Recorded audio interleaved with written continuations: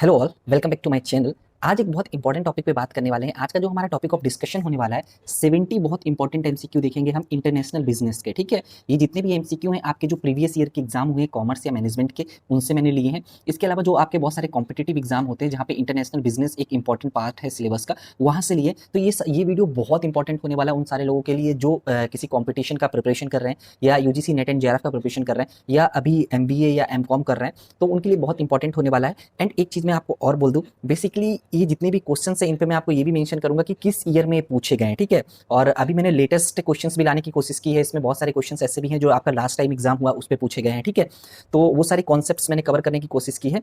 तो चलो स्टार्ट करते हैं। हाँ, ये थोड़ा सा अबाउट मी। मेरा नाम आकाश सिंह यादव है और मेरा जो एमबीए है वो फाइनेंस मेजर में है और माइनर जो है मेरा मार्केटिंग में है।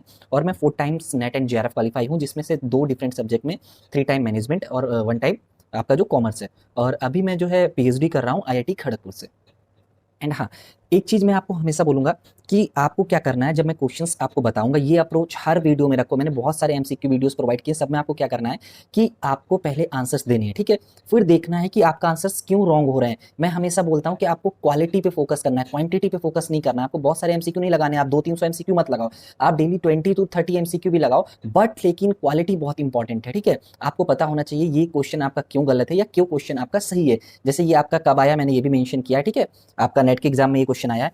अब ये जो कंसेप्ट है ये एफडीआई से रिलेटेड है, तो एफडीआई के बारे में हम थोड़ा सा बात करते हैं। FDI is when foreign company brings capital into a country or an economy to set up a production or some other facility. देखो, एफडीआई और एफआईआई 2 कंसेप्ट होते हैं। एफडीआई का मतलब होता है फॉरेन डायरेक्ट इन्वेस्टमेंट, एफआईआई का मतलब होता है फॉरेन इंस्टीट्यूशनल इन्वेस्टमेंट। ठीक है, तो एफडीआई में क्या होता है, जब बाहर की कोई कंपनी इंडिया में आ रही है, वो पैसा लगाएगा कंपनी में। ठीक है, ऐसा नहीं है कि कहीं पे शेयर मार्केट में पैसा लगाएगा, वो कंपनी में फिजिकली पैसा लगाएगा, तो उसको बोलते हैं एफडीआई। जब आपका जो है जो जो आपका शेयर्स हैं या स्टॉक एक्सचेंज पे जब पैसा लगाएगा फॉरेन का बंदा, तो उसको आप बोलोगे फॉरेन इंस्टीट्यूशनल इन्वेस्टर। ठीक है, जो आपका फॉरेन डायरेक्ट इन्वेस्टमेंट होता है, वहां पे डिग्री ऑफ कंट्रोल कहीं ना कहीं ज्यादा होता है। और ऐसा नहीं है कि ये बहुत ज्यादा, ये हमेशा मतलब लॉन्ग टर्म के लिए होता है, जबकि आपका एफआईआई हमेशा शॉर्ट टर्म के लिए होता है। कुछ इंपॉर्टेंट डिफरेंस है, वो मैं आपको बता दे रहा हूँ। ठीक है, और एंट्री एग्जिट की बात करते हैं। एफडीआई में एंट्री और एग्जिट बहुत डिफिकल्ट है अगर हम कंपेयर करें एफआईआई में। एफआईआई में आपका एंट्री और एग्जिट इजीली है, मतलब कंपैरेटिवली इजी है। ठीक है, फिर अगर हम बात करते हैं, बहुत सारे अभी जो सेक्टर है जहां पे परमिशन मिल गया है 100% एफडीआई को, फॉरेन जो है फॉरेन इन्वेस्टमेंट को 100% भी आपका मंजूरी मिल गया है। ठीक है, अब हम बात करते हैं टाइप्स ऑफ एफडीआई। एफडीआई का मतलब क्या होता है, टाइप्स की अगर हम बात करेंगे, सबसे पहले आपका इनवर्ड एफडीआई होता है। इनवर्ड एफडीआई में क्या होता है, foreign firms taking control over domestic asset, direct investment. जैसे आपका सुजुकी ने किया था, ठीक है, आपका होंडा ने किया, एलजी ने किया, सैमसंग ने किया इंडिया पे। ठीक है, तो ये आपका इनवर्ड एफडीआई होता है। फिर आपका आउटवर्ड एफडीआई होता है, फिर हॉरिजेंटल एफडीआई होता है। अब हॉरिजेंटल एफडीआई क्या होता है, हॉरिजेंटल एफडीआई का मतलब होता है, ये कॉन्सेप्ट आप ये बैकवर्ड इंटीग्रेशन फॉरवर्ड इंटीग्रेशन अभी हम बताएंगे आपको। हॉरिजेंटल का मतलब होता है कि जो फॉरेन की कंपनी है वो सेम दूसरे कंट्री पे जाएगी, जो एक्टिविटीज पर्टिकुलर अपनी कंट्री पे कर रही है, उन्हीं टाइप की कंपनीज पे इन्वेस्टमेंट जब करेगी, तो आप उसको बोलोगे हॉरिजेंटल। हॉरिजेंटल का मतलब है सेम लेवल, जो काम हम अपने घर पे कर रहे हैं वही काम हम जाके जो होम पे कर रहे हैं वही हम जाके आउट मतलब दूसरी कंट्री पे भी वही सेम बिजनेस करेंगे, तो ये आपका हॉरिजेंटल एफडीआई होता है। ठीक है, ध्यान रखना। फिर आपका वर्टिकल एफडीआई क्या होता है, जब कंपनी या तो बैकवर्ड इंटीग्रेशन करे या आपका फॉरवर्ड इंटीग्रेशन करे, तो इसको आप बोलते हो वर्टिकल एफडीआई। अब आपका जैसे बात के चलो, बैकवर्ड इंटीग्रेशन क्या होता है कि देखो यहाँ पे हम मैन्युफैक्चरिंग कर रहे हैं किसी प्रोडक्ट का, तो हमको रॉ मटेरियल कहीं दूसरे जगह से चाहिए होता था, कोई सप्लायर, तो उसने क्या किया कि दूसरे कंट्री में गया और वहां पे जाके रॉ मटेरियल की जो यूनिट है उससे रिलेटेड बिजनेस को खोल दिया ताकि उसको रॉ मटेरियल इजिली अवेलेबल हो जाए, तो ये आपका बैकवर्ड इंटीग्रेशन हो जाएगा। अब फॉरवर्ड इंटीग्रेशन क्या होता है कि देखो एक कंपनी है, अब उसको अपने सामान को बेचने के लिए बहुत सारा सप्लायर का जरूरत है, बहुत सारा पर्टिकुलरली हम बोलेंगे मिडिल मैन का जरूरत था। तो आपने क्या किया कि आपने जो मिडिल मैन है उनसे उन टाइप का जो है इंटीग्रेशन करोगे, तो वो आपका फॉरवर्ड इंटीग्रेशन होगा। ठीक है, अब सिंपल सा है, बैकवर्ड इंटीग्रेशन में क्या है कि रॉ मटेरियल को आपको चाहिए होगा तो वहां की बात होगी। फॉरवर्ड इंटीग्रेशन में क्या है कि आप अपने प्रोडक्ट को खुद ही सेल करने की कोशिश करोगे, अपना मार्केटिंग नेटवर्क बनाने की कोशिश करोगे। ठीक है, और जो दूसरे पर्टिकुलरली ओवरसीज मार्केट पे है, तो वहां पे उस चीज की फोकस करोगे। फिर आपका कॉन्ग्लोमरेट एफडीआई होता है। कॉन्ग्लोमरेट एफडीआई में क्या होता है कि आप जो एक्टिविटी यहां पे कर रहे हो अपने होम कंट्री पे कर रहे हो, आप उससे टोटली डिफरेंट बिजनेस करोगे जाके आपका फॉरेन कंट्री पे, तो ये आपका कॉन्ग्लोमेरेट होता है। फिर 2 चीजें होती हैं, green field FDI and brown field FDI. FDI में इससे बाहर क्वेश्चन नहीं पूछा जाएगा। देखो, ग्रीन फील्ड एफडीआई का मतलब क्या होता है कि जब एक बाहर का बिजनेसमैन आए, पूरा शुरुआत से स्टार्टिंग करे, उसको कुछ भी उसके पास नहीं। ग्रीन का मतलब है कि उसके पास मतलब ये मान के चलो कि प्रॉपर बस जमीन है, वहां से जब स्टार्टिंग करेगा तो ग्रीन फील्ड होगा। ब्राउन फील्ड में क्या है कि उसको पर्टिकुलरली जो आपका फैक्ट्री है या कुछ चीजें ऑलरेडी मिलता है तो उसको वो मॉडर्नाइज या उसको चेंज करके चीजें कर सकता है। अब इस क्वेश्चन को हम करते हैं। इस टाइप के क्वेश्चन को आपको कैसे अटेम्प्ट करना है ये बहुत इंपॉर्टेंट रोल प्ले करता है, ठीक है। एग्जाम में देखो मैं अपना एक्सपीरियंस शेयर कर रहा हूँ, कुछ एग्जाम डिफिकल्ट नहीं है, सिर्फ और सिर्फ आपको अपने माइंड पे अच्छे तरीके से कंट्रोल करना है ड्यूरिंग एग्जाम। वो कैसे होगा, आप जितने ज्यादा एमसीक्यू लगाओगे वो होगा, ठीक है। जब आपका कॉन्फिडेंस बिल्ड होगा तो आप इजीली करोगे। और क्वेश्चंस को अच्छे से पढ़ना, बहुत सारे टाइम पे आप क्वेश्चंस को अच्छे से नहीं पढ़ते हो तो वो भी कहीं ना कहीं इंपैक्ट करता है, ठीक है। क्वेश्चंस को अच्छे से पढ़ना, देन आंसर्स देना। जैसे पहला क्या बोल रहा है, direct investment overseas aimed at manufacturing product not manufactured by a firm in home countries. जो हम घर पे नहीं कर रहे हैं वो बाहर जाके हम करेंगे, तो वो हमारा कौन सा होता है, उसको हम बोलते हैं कॉन्ग्लोमेरेट एफडीआई, ठीक है। कॉन्ग्लोमेरेट फर्स्ट का थर्ड हो गया, एलिमिनेशन यूज करना है हमको, ठीक है। आपने ये वाला एलिमिनेट कर दिया और ये एलिमिनेट कर दिया, ठीक है। फिर नेक्स्ट पे आते हैं, direct investment in a foreign country aim to sell the output of the firm domestic product, ठीक है। तो इसका क्या हो सकता है, इजिली आप इसको भी कर लोगे। अभी देखो ये क्या बोला है, direct investment in foreign country aim to sell the output of the firm in domestic production. तो ये आपका बात हो रहा है फॉरवर्ड इंटीग्रेशन का, तो यहाँ पे फॉरवर्ड इंटीग्रेशन का बात हो रहा है। बी का 4 हो गया, लो एलिमिनेट हो गया। 2 आपको आते थे, हो गया। इजीली क्वेश्चंस होते हैं, कुछ भी नहीं होता, अगर 2 कॉन्सेप्ट भी आते हैं हो जाता है। फिर अब नेक्स्ट पढ़ते हैं हम लोग, direct investment overseas aimed at providing input. Input की बात कहां पे होती थी, बैकवर्ड इंटीग्रेशन पे, क्योंकि वो हमको इनपुट प्रोवाइड करता था। नेक्स्ट पढ़ते हैं, foreign firm investing overseas and taking control over, ये आपका इनवर्ट एफडीआई होता है, ठीक है। इजीली आपका एफडीआई पे इससे बार क्वेश्चन नहीं पूछा जाएगा। नेक्स्ट क्वेश्चन पे चलते हैं, ये भी अच्छा क्वेश्चन है, ये आपका 2019 पे पूछा गया है नेट के एग्जाम पे। अब देखो, which of the most appropriate mode of entry in international business to an enterprise with little experience of international market. तो ये बहुत सिंपल सा कॉन्सेप्ट है। तो यहाँ पे क्या होता है कि आप यहाँ पे देख रहे हो कि रिटर्न और रिस्क, जैसे जैसे आप ये दूसरे मेथड, अगर डायरेक्ट इन्वेस्टमेंट की हम बात करेंगे, अगर कोई कंपनी दूसरे कंट्री पे जाके डायरेक्ट इन्वेस्टमेंट कर रही है तो वहां पे सबसे ज्यादा रिस्क है बट रिटर्न भी है। फिर आपका ज्वाइंट वेंचर जो है उससे कम रिस्क है बट उससे कम रिटर्न है। जो सबसे कम आपका रिस्क और रिटर्न होता है वो आपका इनडायरेक्ट एक्सपोर्टिंग है। तो यहाँ पे क्या है, which of the most appropriate mode of entry international business to an enterprise with little experience. अगर एक ऑर्गेनाइजेशन है जिसके पास ज्यादा एक्सपीरियंस नहीं है इंटरनेशनल मार्केट का, तो उसको सबसे पहले स्टार्ट करना चाहिए एक्सपोर्टिंग से, ठीक है। आप यहाँ पे जो बना रहे हो आप दूसरे के कंट्रीज पे उसको पर्टिकुलरली एक्सपोर्ट करो और देखो कि अगर उसका डिमांड अच्छा है, देन उसके बाद आप वहां पे अपना कंपनी खोलो। ऐसा नहीं कि आप डायरेक्ट वहां पे कंपनी खोल लोगे, क्योंकि बहुत ज्यादा रिस्की होगा, ठीक है। तो यहाँ पे आपका करेक्ट आंसर एक्सपोर्टिंग हो जाएगा। एक्सपोर्टिंग का सिंपल सा मतलब होता है process of selling goods and service produce in one country to another country, simple सा कॉन्सेप्ट है, ठीक है। फिर बाकी ये सारे जो acquisition, joint venture, strategic alliances है, इस पे बहुत सारे क्वेश्चन है। ये मैं बोलूंगा कि बहुत इंपॉर्टेंट है। आपसे मैं कई बार ये चीज बोल चुका हूं कि कभी कभी लोग क्या करते हैं, कॉमर्स के क्वेश्चंस को मैनेजमेंट में डाल देते हैं, मैनेजमेंट के क्वेश्चंस को कॉमर्स में डाल देते हैं। अभी देखना बहुत सारे टाइम पे ये चीज हुआ है, ये क्वेश्चन बहुत कॉमन है, इसके आने के चांसेस बहुत हाई है। कॉमर्स या मैनेजमेंट के एग्जाम में कन्फर्म ये क्वेश्चन आएगा ही आएगा, क्योंकि मैं देखा हूं ये 4-5 बार रिपीट हो चुका है, बस थोड़ा सा चेंज होता है। अगर आपके कॉन्सेप्ट्स क्लियर होंगे तो हो जाएगा। एंड हाँ, ये मैंने आपको देखो बताया भी है कि आपका एक्सपोर्टिंग क्या होता है, लाइसेंसिंग क्या होता है, आपका फ्रेंचाइजीज क्या होती है, एफडीआई क्या होता है, ज्वाइंट वेंचर क्या होता है, और कंडीशन क्या है, एडवांटेज क्या है, डिसएडवांटेज क्या है। अगर आप इतना अच्छे से पढ़ के चले जाओगे, इसके बाद मुझे नहीं लगता कि इससे बार क्वेश्चन आने वाला है, ठीक है। नेक्स्ट क्वेश्चन पे चलते हैं, ये भी बहुत सिंपल सा कॉन्सेप्ट है आपका, इस पे कुछ भी उतना ज्यादा डिफिकल्ट नहीं होने वाला है।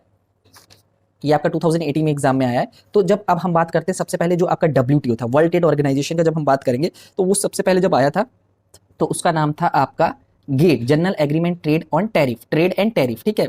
फिर जो कि आपका 1948 में आया था, ठीक है, 1948, जो कि ट्रेड की बात करता था। ये क्या बोलता था, वर्ल्ड ट्रेड ऑर्गेनाइजेशन या जो गैट था सबसे पहले 1947 में आया था, बट इंप्लीमेंट 1948 के आसपास, 1948 पे हुआ था। गैट क्या बोलता था कि आपका जो रिस्ट्रिक्शन है ट्रेड पे इंटरनेशनली, वो नहीं होने चाहिए, टैरिफ नहीं होना चाहिए। टैरिफ का मतलब होता है टैक्स, ठीक है। इंटरनेशनल जो टैक्स होता है वो नहीं होना चाहिए, वो कम होने चाहिए, रिस्ट्रिक्शंस कम होने चाहिए इंटरनेशनल ट्रेड पे, ठीक है। तो वो आपका गैट की बात करता था। फिर गैट जो है ये कन्वर्ट हो गया था WTO में, वर्ल्ड ट्रेड ऑर्गेनाइजेशन 1995 में। तो ये जो गैट था ये सिर्फ और सिर्फ आपका गुड्स पे ट्रेड करता था, मतलब गुड्स पे ही आपका रूल्स रेगुलेशन बताता था। फिर इस पे और सारे इंक्लूड हुए, यहाँ पे गेट्स भी इंक्लूड हुआ, जो हुआ journal agreement on trade in service, service को भी कंसीडर किया गया। ट्रिप्स भी आपका इंक्लूड हुआ, trade related intellectual property rights की बात की गई, फिर इन्वेस्टमेंट मेजर्स की भी बात की गई। तो ये सारा चीजें यहाँ पे इंक्लूड किया गया, ठीक है। ये सारा मैंने आपको एग्जाम्पल भी दिया है। और आपका नाम जो एनएमए है वो आपका नॉन एग्रीकल्चर मार्केट एक्सेस है। This agreement refers to all the product not included in the agreement of agriculture, ठीक है। So in practice it include industrial goods, textile, jewellery, fish and fisheries product manufacturing industry, ये भी आपका WTO का ही part है एक agreement का। इस टाइप के क्वेश्चंस में हम आपको ऑलरेडी बता चुके हैं क्या करना होता है। सबसे पहले आपको A B C and D लिखना है, ठीक है। अब सबसे पहले देखो क्या बोल रहा है आपका, लिबरलाइजेशन ऑफ इंटरनेशनल इन्वेस्टमेंट, ये आपका कौन बात करेगा, ये आपका सिंपल सा जो है वो बात करेगा, थर्ड का जो हो जाएगा आपका, वो आपका ट्रेड रिलेटेड इन्वेस्टमेंट जो आपका मेजर होगा, ट्रेड रिलेटेड इन्वेस्टमेंट मेजर जो होगा वो आपका बात करेगा इस चीज की, ठीक है। तो सी का फर्स्ट हो गया ना, सी का फर्स्ट हो गया। बाकी सबको हम लोग एलिमिनेट करते हैं। लो आपको एक पता था लेकिन आपने सारे का आंसर निकाल लिया। इस टाइप के क्वेश्चंस इजीली होते हैं, ये आपके एग्जाम में आया है, ठीक है। इंक्लूड इंडस्ट्रियल गुड्स टेक्सटाइल, ये मैंने अभी बात की है आपको, ये आपका पार्ट होता है इसका, ठीक है। Liberalisation of trade in goods and service, तो यहाँ पे देखो, यहाँ पे बहुत इंपॉर्टेंट चीज क्या है कि एक्यूरेट आंसर देना होता है। अब आप बोलोगे गेट्स का जो पार्ट होता है वो तो सर्विस को कंसीडर करता है, लेकिन उन्होंने गुड्स भी लिख दिया, वो नहीं लिखना चाहिए। वो आपका वो जो होता है वो गेट का पार्ट होता है। हाँ नहीं, इन्होंने दोनों इंक्लूड किया, टी और एस भी इंक्लूड किया। टी का मतलब ट्रेड, एस का मतलब सर्विस, तो दोनों हो जाएगा, बिल्कुल सही है, कोई दिक्कत नहीं। बट मोस्ट एक्यूरेट आंसर देने की हमेशा कोशिश करो। फिर आपका लास्ट जो बचा वो आपका इंटेलेक्चुअल प्रॉपर्टी की बात होती है, वहां पे इसको भी आगे डिस्कस करेंगे अच्छे से, इसलिए मैं थोड़ा सा कम बताया हूं यहाँ पे। नेक्स्ट क्वेश्चन पे चलते हैं, ये भी अच्छा क्वेश्चन है, जो आपका करंट अकाउंट और कैपिटल अकाउंट है उससे पूछा गया है। तो देखो सबसे पहले बैलेंस ऑफ पेमेंट की बात करते हैं। देखो बैलेंस ऑफ पेमेंट के दो पार्ट होते हैं, करंट अकाउंट होता है और आपका कैपिटल अकाउंट होता है, ठीक है। करंट अकाउंट की जब हम बात करेंगे तो उसमें आपका इंक्लूड होगा trade in goods. Trade in goods को आप बैलेंस ऑफ ट्रेड भी बोलते हो, जिसमें आपका क्या होगा, एक्सपोर्ट, आपका कंट्री कितना एक्सपोर्ट कर रहा है, ठीक है, कितना एक्सपोर्ट कर रहा है और कितना इंपोर्ट कर रहा है, ठीक है। नेट विजिबल भी इसको बोलते हो। और ये जो होता है नेट, ये जितना है ना, ये इस टाइप के क्वेश्चंस पूछ लिए जाते हैं। इसको अगर अच्छे से पढ़ लोगे तो नहीं पूछा जाएगा, इससे बाहर नहीं पूछा जाएगा, ये मान के चलो, ठीक है। फैक्टर ट्रेड इन सर्विस, यहाँ पे आपका जो सर्विस है उसको भी इंक्लूड किया गया करंट अकाउंट पे, ठीक है। फिर आपका जो non factor trade in service है उनको भी इंक्लूड किया गया। फिर प्राइवेट ट्रांसफर पेमेंट्स, जो कि जिसपे बेसिकली हम बोल सकते हैं जो हमको गिफ्ट मिले या रेमिटेंस मिले। रेमिटेंस क्या होते हैं, रेमिटेंसेस क्या होते हैं, जरा सा बताइएगा। बहुत सिंपल सा कॉन्सेप्ट है, मैंने जो पुराने वीडियोज हैं इंटरनेशनल बिजनेस के उस पर बहुत अच्छे से डिस्कस किया, अगर नहीं पता है तो वहां से देख सकते हो। ग्रांट्स हो सकते हैं, फिर आपका ऑफिशियल ट्रांसफर पेमेंट्स हो सकते हैं, तो ये आपका नेट ट्रांसफर हो जाएगा। इन दोनों को जब आप ऐड करोगे तो ये आपका करंट अकाउंट बनता है, ठीक है। कैपिटल अकाउंट क्या होता है, कैपिटल अकाउंट जो होता है आपका एसेट एंड लायबिलिटी से रिलेटेड होता है। यहाँ पे आपका फॉरेन इन्वेस्टमेंट आ जाता है, एक्सटर्नल असिस्टेंट आ जाता है, ठीक है। ये आपका एसेट्स एंड लायबिलिटी से रिलेटेड होता है। कॉमर्शियल बोरोइंग आ जाता है, अगर आईएमएफ से आप कुछ बोरिंग कर रहे हो तो ये सारा चीज आपका कैपिटल अकाउंट का पार्ट होता है। देखो ये बहुत इंपॉर्टेंट है, current account and capital account, क्योंकि इससे बहुत सारे टाइम आपके एग्जाम में क्वेश्चंस पूछे जाते हैं, ठीक है। तो इसको बहुत अच्छे से प्रिपेयर करके जाना। बैलेंस ऑफ ट्रेड क्या होता है, बैलेंस ऑफ पेमेंट क्या होता है, और करंट अकाउंट में क्या क्या चीजें आती हैं, कैपिटल अकाउंट में क्या क्या चीजें आती हैं, ठीक है। फिर आपका कुछ होता है कि करंट अकाउंट कन्वर्टेबिलिटी क्या होती है, कैपिटल अकाउंट कन्वर्टेबिलिटी क्या होता है, उसको भी आगे डिस्कस करेंगे हम। बट अभी इतना आप अच्छे से चीजों को सुन भी लोगे तो आपका काम हो जाएगा, उतना ज्यादा डिफिकल्ट नहीं है, ठीक है। अब क्या बोल रहा है, the capital account consist long term capital transaction only. तो कैपिटल अकाउंट सिर्फ लॉन्ग टर्म ट्रांजेक्शंस को नहीं कंसीडर करता है, उसके अलावा भी बहुत सारी चीजों को कंसीडर करता है। तो हमारा पहला तो गलत हो गया, पहला स्टेटमेंट, ठीक है। पहला स्टेटमेंट आपका, बाकी आप जो है उसको एलिमिनेट कर दो, ये दो एलिमिनेट हो गया। फिर नेक्स्ट पे चलते हैं, the current account includes all transaction which give rise to और use of national income, ठीक है। तो ये हमारा जो है बिल्कुल सही स्टेटमेंट है। तो ये आपका करंट अकाउंट उससे रिलेटेड होता है, तो यहाँ पे जो करेक्ट आंसर बन जाता है वो फोर्थ वाला बन जाता है इजीली। ये देखो मैंने आपको करंट अकाउंट के बारे में बात किया। करंट अकाउंट हमारा दो पार्ट में डिवाइड होता है, विजिबल और नॉन विजिबल। तो वही चीज है, विजिबल में आपका गुड्स आ जाता है, विजिबल में आपका गुड्स आ जाएगा, ठीक है। फिर आपका इनविजिबल में भी वही सारा कुछ आ जाएगा, सर्विसेज आ जाएंगी, इनकम आ जाएगा, ट्रांसफर आ जाएगा। तो ये सारा बहुत अच्छे से प्रिपेयर करके जाना, ठीक है। नेक्स्ट क्वेश्चन पे चलते हैं, ये भी अच्छा क्वेश्चन और इंपॉर्टेंट क्वेश्चन है आपके एग्जाम में, कई बार ये ऐसे टाइप्स के क्वेश्चंस पूछे जाते हैं, ठीक है। हाँ, अब इसमें क्या बोला गया है, international product standardisation is a least costly in terms of both manufacturing and marketing cost for the company, so company should bring uniformity in their marketing mix elements, ठीक है। ये सही चीज है। इंटरनेशनल प्रोडक्ट स्टैंडर्डाइजेशन का मतलब simple सा ये है कि आपको कहीं ना कहीं, अगर आप एक ही प्रोडक्ट को सारी जगह पे बेचोगे, हर जगह पे अगर आप एक प्रोडक्ट को बेचोगे तो उससे आपका कॉस्ट कम होगा। कॉस्ट कैसे कम होगा, क्योंकि वहां पे मास प्रोडक्शन होगा, मास प्रोडक्शन होगा तो कॉस्ट रिडक्शन होगा, कॉस्ट रिडक्शन होगा, ऊपर से क्वालिटी भी अच्छा होगा। अगर आप सेम प्रोडक्ट को बार बार बना रहे हो तो आपको फीडबैक भी अच्छा मिलेगा, ठीक है।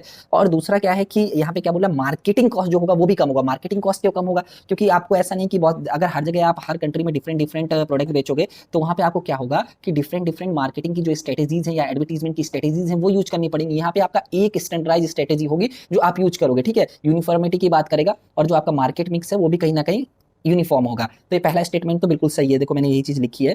Product standardisation is a practice of selling a product in foreign market with a little or no alternative no alteration other than the minor adjustment कुछ होगा to packaging and labelling. For instance Coca Cola company uses the global standardisation in marketing by maintaining a largely consistent product presentation throughout the region. ठीक है, तो यहाँ पे Coca Cola एक बहुत अच्छा एग्जांपल है, आपका एप्पल आईफोन भी एक अच्छा एग्जांपल है। फिर दूसरा रीजन की बात करते हैं। No change in product itself is required for marketing overseas, but many items may require some adaptation for making them suitable for foreign market. Which of the following, अब यहाँ पे देखो, यहाँ पे क्या बोला है कि ऐसा नहीं है कि आपने पूरा स्टैंडर्डाइज प्रोडक्ट बना लिया तो बिल्कुल चेंजेस नहीं रिक्वायर होगा, थोड़ा बहुत चेंजेस रिक्वायर होगा, तो बिल्कुल सही स्टेटमेंट है, बट ये इसका सही एक्सप्लेनेशन नहीं है। ठीक है, बट इसका ये सही एक्सप्लेनेशन नहीं है, तो यहाँ पे जो हमारा करेक्ट आंसर बन जाएगा वो ये वाला बन जाएगा। अब हम आपको इसका एग्जाम्पल देते हैं, जो आपका रीजन का एग्जांपल हम देते हैं आपको। तो रीजन में क्या होता है कि बहुत सारे टाइम पे जो आपका जो कंट्रीज है वहाँ पे culture, tradition, economy level, taste preferences थोड़ा थोड़ा चेंज होता है, तो उसके अकॉर्डिंग मार्केटर को अपना प्रोडक्ट बनाना पड़ता है। जैसे अगर हम मैकडॉनल्ड्स की बात करते हैं तो वो क्या है कि जो बीफ प्रोडक्ट है बाहर की कंट्रीज में वो उसको लॉन्च करता है और वहाँ पे अच्छा खासा बिकता है, बट इंडिया के केस में उस बीफ प्रोडक्ट को नहीं निकाल सकता है वो। ठीक है, इंडिया के केस में अगर वो निकालेगा, क्योंकि इंडिया में हम लोगों के कल्चर के अगेंस्ट है वो चीज़। ठीक है, तो इंडिया में उसने उस चीज़ को नहीं निकाला और उसने कल्चर और जो थोड़ा बहुत जो चीज़ें चेंज करनी थी उसने चेंज कस्टमाइज की इंडिया के अकॉर्डिंग थोड़ा थोड़ा। ठीक है, तो ये हमारा इसका करेक्ट आंसर सेकंड वाला बन गया। नेक्स्ट क्वेश्चन पे चलते हैं, ये भी अच्छा क्वेश्चन है और बहुत इंपॉर्टेंट क्वेश्चन है और बहुत सिंपल सा क्वेश्चन, उतना कुछ नहीं इस पे। Quotas which is a quantitative restriction or export and import intended at protecting local industries and conserving foreign exchanges include which of the following.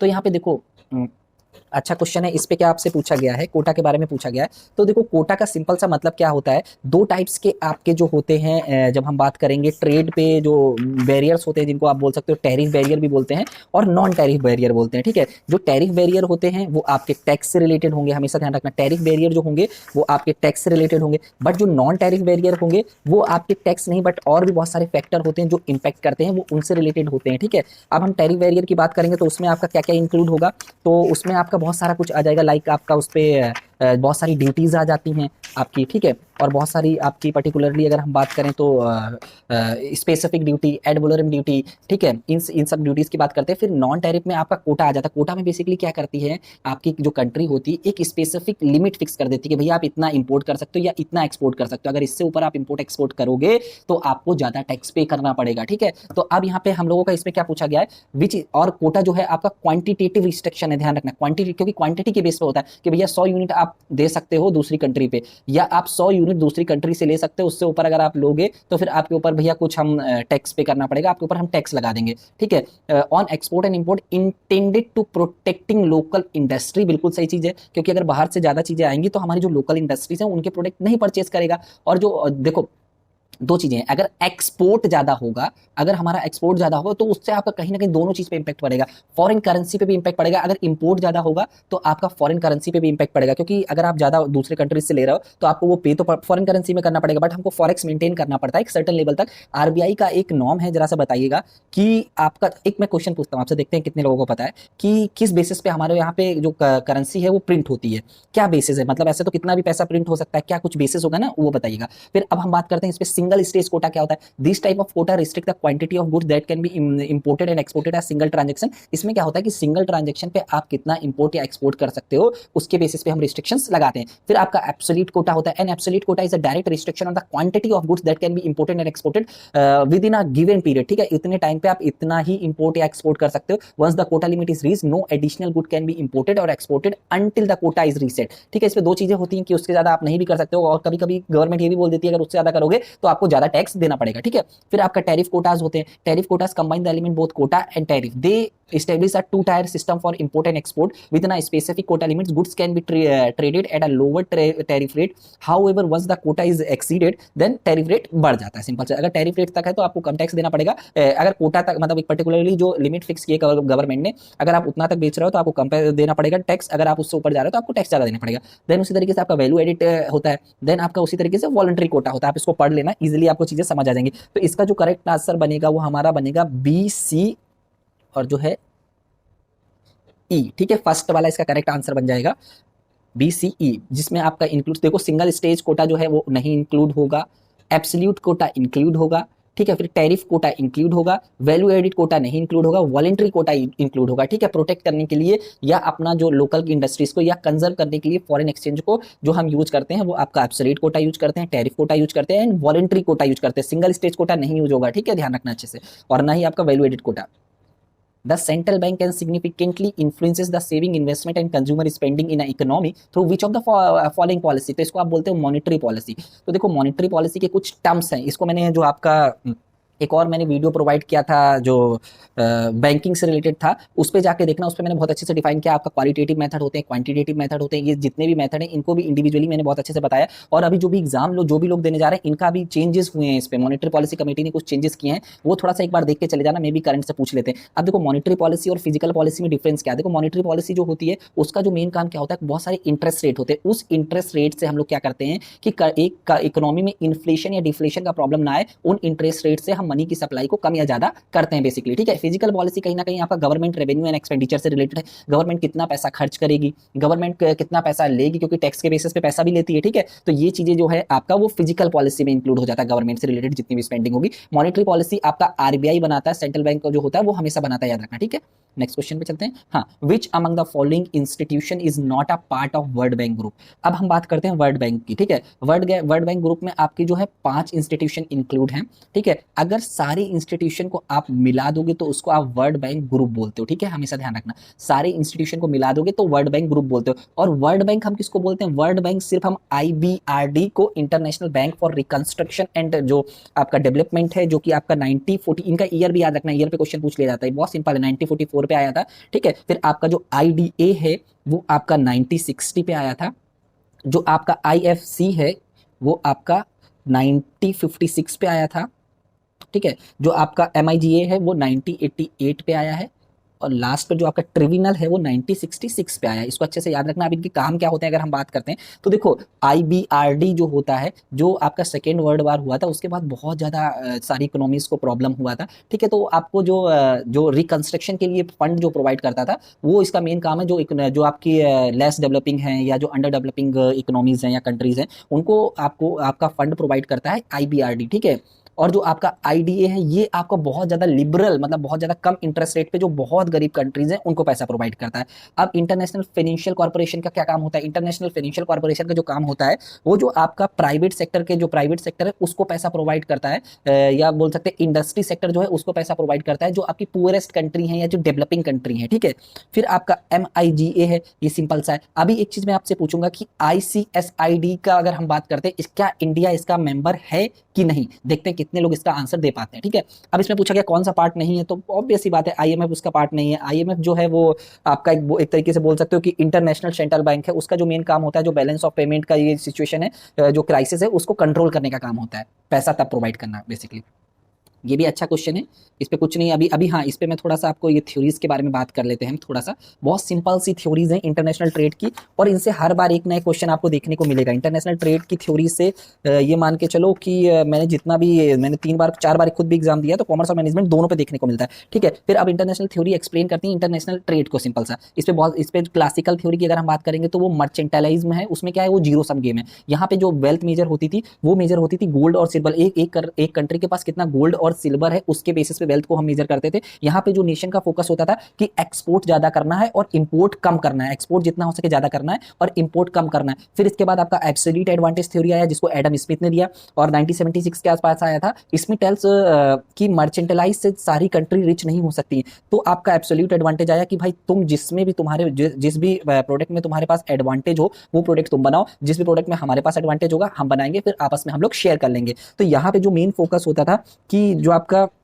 Nation की वेल्थ होती थी वो आपकी डिपेंड करती थी जो वहाँ के लोग हैं स्टैंडर्ड ऑफ लिविंग की, या उनके पास कंजप्शन के लिए गुड्स अवेलेबल हैं कि नहीं, उस चीज पे डिपेंड करती थी। फिर आपका कंपैरेटिव एडवांटेज थ्योरी आई जिसको डेविड रिचर्ड ने दिया। वो बेसिकली बात करते थे कि किसी कंट्री के पास एब्सोल्यूट एडवांटेज नहीं होगा तो कंपैरेटिव एडवांटेज होगा, जो कि बेसिकली आपका अपॉर्चुनिटी कॉस्ट और मार्जिनल कॉस्ट के बेसिस पे होगा। तो उसके बेसिस पे भी हम एक तरीके से आपका कंपैरेटिव एडवांटेज है उन प्रोडक्ट को आप बना सकते हो। देन आपका HO थ्योरी आई। HO थ्योरी जो है उसको फैक्टर जो फैक्टर प्रोपोर्शन थ्योरी भी बोलते हैं।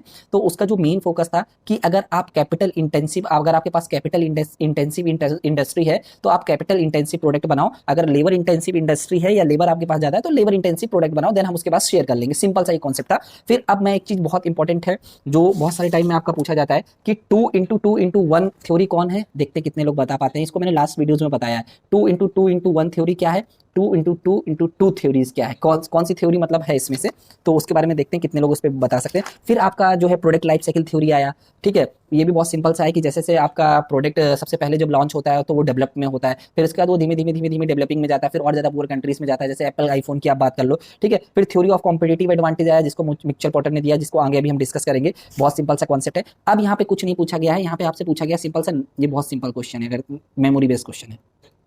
ऐसे क्वेश्चन अभी थोड़ा कम आते हैं, 2018 का क्वेश्चन है ये। अब यहाँ पे देखो क्या पूछा गया है, सबसे पहले आपसे पूछा गया है कि कंपैरेटिव एडवांटेज थ्योरी किसने दी थी। Comparative advantage theory David Richard ने दी थी, ठीक है। ए का थर्ड हो गया, लो एलिमिनेट हो गया, कुछ नहीं करना था, सारे एलिमिनेट हो गए, सारे आप इससे कर लोगे। Opportunity cost theory, comparative advantage theory को अपॉर्चुनिटी कॉस्ट थ्योरी भी बोलते हैं, ठीक है। ये ध्यान रखना कि अपॉर्चुनिटी कॉस्ट थ्योरी कभी कभी कंपैरेटिव एडवांटेज थ्योरी को भी बोलते हैं, बट लेकिन इस पे कुछ डिफरेंट है, इस पे जो है वो उसको नहीं बोला है। बट अपॉर्चुनिटी कॉस्ट थ्योरी भी मैं बोल रहा है ना कि मोस्ट एक्यूरेट आंसर की बात होती है, तो मोस्ट एक्यूरेट इसका यही आंसर है, ठीक है, करेक्ट। हाँ, ये आपका जो मॉडल है यहाँ पे कॉर्पोरेट सोशल रिस्पॉन्सिबिलिटी जो है उसको कितने पार्ट्स में डिवाइड, 4 जो उसके लेवल हैं वो क्या क्या है ये पूछा गया है। तो ये बहुत सिंपल सा है आंसर, आप इजीली देख लोगे कि आपका जो थर्ड वाला है वो आपका इसका करेक्ट आंसर है। तो सबसे पहले जो है एक ऑर्गेनाइजेशन है इकोनॉमिकली रिस्पॉन्सिबल होना चाहिए, कि मतलब प्रॉफिटेबल होना चाहिए। फिर इसके बाद लीगली रिस्पॉन्सिबल होना चाहिए, जो रूल्स हैं उनको फॉलो करे। फिर इथिकल रिस्पॉन्सिबल होना चाहिए, ये बहुत इंपॉर्टेंट कॉन्सेप्ट है। इथिकल का मतलब है कि कुछ रूल्स नहीं आप तोड़ रहे हो, ठीक है, रूल्स नहीं तोड़ रहे हो, वो रूल्स नहीं, बट आपको पता है वो गलत है, बट आप उसको नहीं करोगे, ये मेन चीज है यहाँ पे। इथिक्स हमेशा राइट एंड रॉन्ग के बेस पे होता है। वहां पे आपका कभी कभी क्या होता है कि आपका रूल्स के अकॉर्डिंग चीज ठीक होती है बट वो अनइथिकल होती है, ठीक है। फिर आपका लास्ट में जो है फिलेंथ्रोपिक जो है वो आपका रिस्पॉन्सिबिलिटी है, we are good corporate citizen. ये सिंपल सा कॉन्सेप्ट था। हाँ, ये अच्छा क्वेश्चन है, तो इस पे चलते हैं। इस टाइप के क्वेश्चंस पे हमको सबसे पहले A B C and D करना होता है, ठीक है। तो अब देखते हैं 11th का टेरिफिकेशन क्या होता है। टेरिफिकेशन का सिंपल सा मतलब क्या होता है आपका कि replacement of existing non tariff restriction. Tariffication का मतलब, तो ए का थर्ड हो गया, लो सारे एलिमिनेट हो गए। अभी जो लेटेस्ट क्वेश्चन है उनको मैंने थोड़ा सा बाद में इंक्लूड किया है, ठीक है, वो भी हैं काफी सारे। तो प्रोहिबिटेड आपका जो सब्सिडी हो जाएगा उसका आपका सेकेंड हो जाएगा, they act on a goods which are contingent upon export performance, ठीक है। तो वो आपका प्रोहिबिटेड आपका सब्सिडी हो जाएगा, तो बी का सेकेंड हो जाएगा। फिर सी का जो है वो आपका फर्स्ट हो जाएगा। आपका एक्शनेबल सब्सिडी का मतलब होता है they have adverse effect on the other member country, ठीक है। फिर आपका नॉन एक्शनेबल हो जाएगा। तो जो आपका एक्शनेबल या जो सब्सिडी होता है वहां पे कहीं ना कहीं आप जो एंटी डंपिंग ड्यूटीज वगैरह होती हैं वो यूज कर सकते हो अपने कंट्री को डंपिंग से सेव करने के लिए, उसको भी आगे अभी हम डिस्कस करेंगे, है उस पर एक क्वेश्चन। तो हाँ, तो देखो नेक्स्ट क्वेश्चन पे चलते हैं, ये भी अच्छा क्वेश्चन है। सबसे पहले हम बैरियर की बात करते हैं। जब हम ट्रेड बैरियर की बात करेंगे उसमें आपका टैरिफ बैरियर हो जाएगा, नॉन टैरिफ बैरियर हो जाएगा, ठीक है। टैरिफ बैरियर जो होंगे वो आपके क्या होते हैं, ये टैक्स से रिलेटेड होता है। जब आप इंपोर्ट और एक्सपोर्ट पे आप एक तरीके से टैक्स इंपोज करते हो तो उसको आप टैरिफ बैरियर बोलते हो। इसको आप कस्टम ड्यूटी भी बोल सकते हो, इंपोर्ट ड्यूटी भी बोल सकते हो, ठीक है। It helps in control import and export. It is a quantitative, ये हमेशा क्वांटिटेटिव रिस्ट्रिक्शन होते हैं जो कि आपके movement of goods between two countries वहां पे इंपोज किए जाते हैं। इस पे आपका इंपोर्ट टैरिफ हो सकता है अगर government of India impose on other countries, like अगर कोई दूसरी कंट्री जो है अपनी कंट्री में इंपोर्ट कर रहा है तो गवर्नमेंट ऑफ इंडिया उस पर इंपोज कर सकता है, ठीक है। फिर आपका एक्सपोर्ट टैरिफ होता है। बेसिकली एग्रीकल्चर और मिनरल्स में हम लोग ये ज्यादा करते हैं क्योंकि हम नहीं चाहते कि हमारा जो एग्रीकल्चर और मिनरल है वो दूसरी कंट्रीज के पास जाए, क्योंकि वो हमारे पास लिमिटेड है। अगर हम उस पर बहुत ज्यादा टैरिफ अगर टैक्स लगा देंगे तो दूसरी कंट्री के लिए उतना सही नहीं रहेगा। क्यों सही नहीं रहेगा?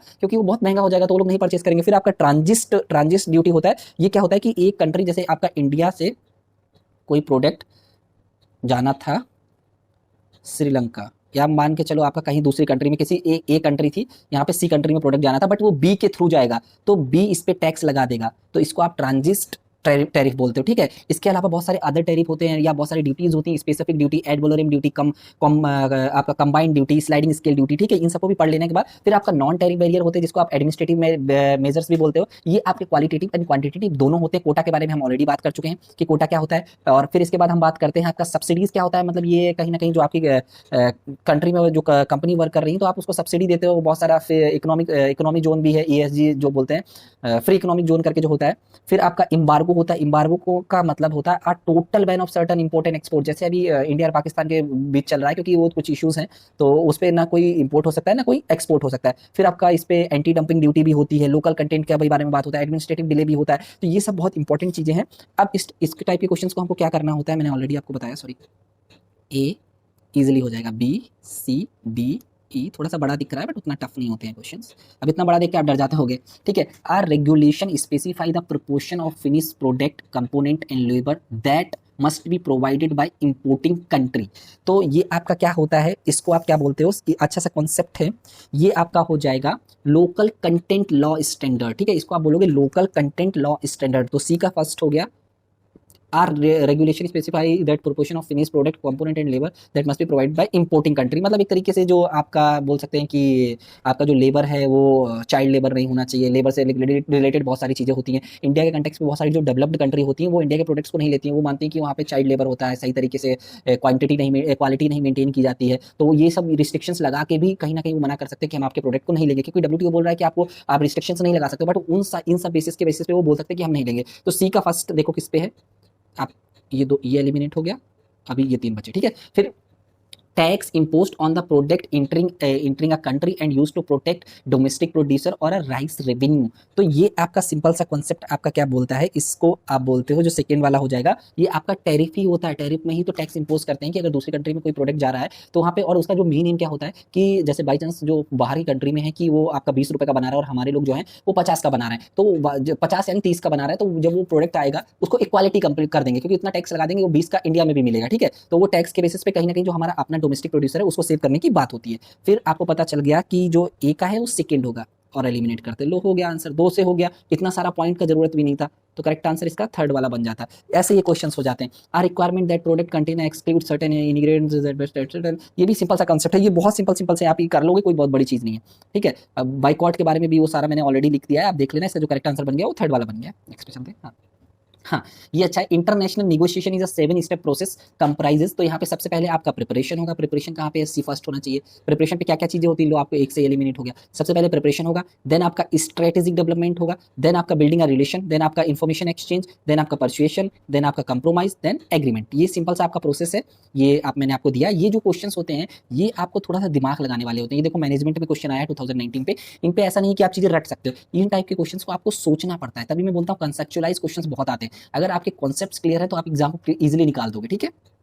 हाँ, ये क्वेश्चन मैं बोलूंगा, मैंने मोस्टली चीजें बता के रखा है। मैं आपको और बता देता हूँ कोटा क्या होता है, ऑलरेडी हम बता चुके हैं। अब इसके बाद स्पेशल ड्राइंग राइट्स क्या होता है। SDR बेसिकली क्या है कि आपका 1960s में जो आपका इंटरनेशनल लिक्विडिटी का प्रॉब्लम आ रहा था, तो उसके लिए IMF ने SDR को डेवलप किया। तो वो एक इंटरनेशनल आपका करेंसी है जो कि 5 कंट्री की बास्केट ऑफ करेंसी पे बेस्ड है। बास्केट ऑफ करेंसी क्या होता है, ये कॉन्सेप्ट मैंने बहुत अच्छे से एक्सप्लेन किया जो प्रीवियस इंटरनेशनल बिजनेस के MCQ प्रोवाइड किए, उस पर जाके देखो। अगर पता हो तो आप बोलो। अब इस पे देखते कितने लोग इसका आंसर दे पाते हैं। अगर आपको तब भी कुछ डाउट हो तो आप मेरे से इंस्टाग्राम पे जुड़ सकते हो, वहाँ पे आओ और मैं आपको इसका आंसर दे दूंगा। और अगर आपको PDF चाहिए तो मैं टेलीग्राम का भी लिंक डिस्क्रिप्शन पे दे दे रहा हूँ, आप वहां से जुड़ जाइए, ठीक है। दोनों चीज का लिंक वहीं पे प्रोवाइड कर देता हूँ, ठीक है। अब ये बहुत सिंपल सा क्वेश्चन है। In which of the following Bretton बोर्ड एग्रीमेंट वाज साइंड 44 नेशंस, जो कि IMF का था। तो इसका जो करेक्ट आंसर बन जाएगा वो थर्ड वाला बन जाएगा। 1944 पे जो था ब्रिटेन वुड का जो हमारा कॉन्फ्रेंस था, बेसिकली जो आपका सेकेंड वर्ल्ड वार था उसके बाद हुआ। तो उसके बाद आपका IMF, उसका जो आउटपुट था IMF और आपका जो था वर्ल्ड बैंक बोल सकते हैं या IBRD बोल सकते हैं, वो बना उसके बाद, ठीक है। हाँ, ये बहुत इंपॉर्टेंट क्वेश्चन है। अभी कुछ नए अपडेट हुए, कुछ मैंने बिजनेस एनवायरनमेंट के क्वेश्चंस भी इस पे इंक्लूड किए हैं क्योंकि वो मैनेजमेंट और कॉमर्स दोनों के लिए बहुत इंपॉर्टेंट है। जैसे ये क्या पूछा गया है, when was the new consumer protection act implemented in India. देखो नया कंज्यूमर प्रोटेक्शन एक्ट जो है वो आपका 2020 में इंप्लीमेंट हुआ है। जो हमारा पहले वाला था वो था कंज्यूमर प्रोटेक्शन एक्ट 1986। अभी जो नया है वो एक्ट है 2019 और इंप्लीमेंट 2020 में हुआ है। आपका फेमा में भी बहुत सारा चीजें चेंज हुआ है, उसको भी बहुत अच्छे से पढ़ के जाना, ठीक है। आपका MSME सेक्टर का जो क्लासिफिकेशन है वो चेंज हुआ है, उसको पढ़ के जाना। इस पे जो चेंजेस हुआ मैं बोलता हूँ। रेगुलेटर की अगर हम बात करते हैं, नो सेपरेट रेगुलेटर हुआ करता था, अभी सेंट्रल कंज्यूमर प्रोटेक्शन अथॉरिटी को फॉर्म कर दिया गया है। कंज्यूमर कोर्ट की बात करते हैं, complaint could be filed in a consumer court whether the seller defendant office is located. ठीक है, यहाँ पे क्या है, complaint can be filed in consumer court where the complaint, यहाँ पे देखो, यहाँ पे क्या होता था कि जहाँ पे आपके साथ कुछ फ्रॉड हुआ है तो आपका जो सेलर का ऑफिस है उधर पे करना होता था, यहाँ पे उसके घर के पास भी वो कर सकता है। ठीक है, प्रोडक्ट लायबिलिटी के बारे में आप पढ़ो। जो मेन चीज इसमें क्या है कि आप डिस्ट्रिक्ट पे पहले अप्लाई करते थे अप टू 20 लाख पे, स्टेट पे आप अप्लाई करते थे 20 लाख टू 1 करोड़ पे। अब ये क्राइटेरिया चेंज कर दिया गया, अभी जो डिस्ट्रिक्ट पे कर दिया गया अप टू 1 करोड़ कर दिया गया, यहाँ 1 करोड़ टू 10 करोड़ कर दिया गया, यहाँ 10 करोड़ से ऊपर कर दिया गया। ये जो मेन है वो चेंज हुआ। The consumer protection act 2019 come into force 20 July 2020। The act provision is the formation of, जो मैंने बोला, central consumer protection authority CAPA was established to promote, protect and enforce the right of consumers. अब consumers के right क्या होते हैं, कोई देखते हैं कितने लोगों को पता है। 6 राइट होते हैं बेसिकली, बहुत सिंपल से हैं, आप लोग लिखिएगा। ठीक है, फिर इसके बाद हम बात करते हैं, इस बार ई कॉमर्स जो है इसको भी इंक्लूड किया गया है। पहले जो 1986 में था वो आपका ई कॉमर्स उस समय नहीं हुआ करता था, और वो जो 1986 में था उसको जो आपका बिल जो था उसको यूनियन मिनिस्टर थे जो उस समय के रामविलास पासवान जी, उन्होंने वीडियो कॉन्फ्रेंस के थ्रू किया था। ठीक है, अब हम चलते हैं, ये अच्छा कॉन्सेप्ट है, trade creation and trade diversion. बहुत इंपॉर्टेंट और बहुत अच्छा कॉन्सेप्ट है, इससे भी अभी धीमे धीमे क्वेश्चंस पूछे जाने लगे हैं। आपका जो इंटीग्रेशन है इंटरनेशनल मार्केट पे, तो उससे ये रिलेटेड है।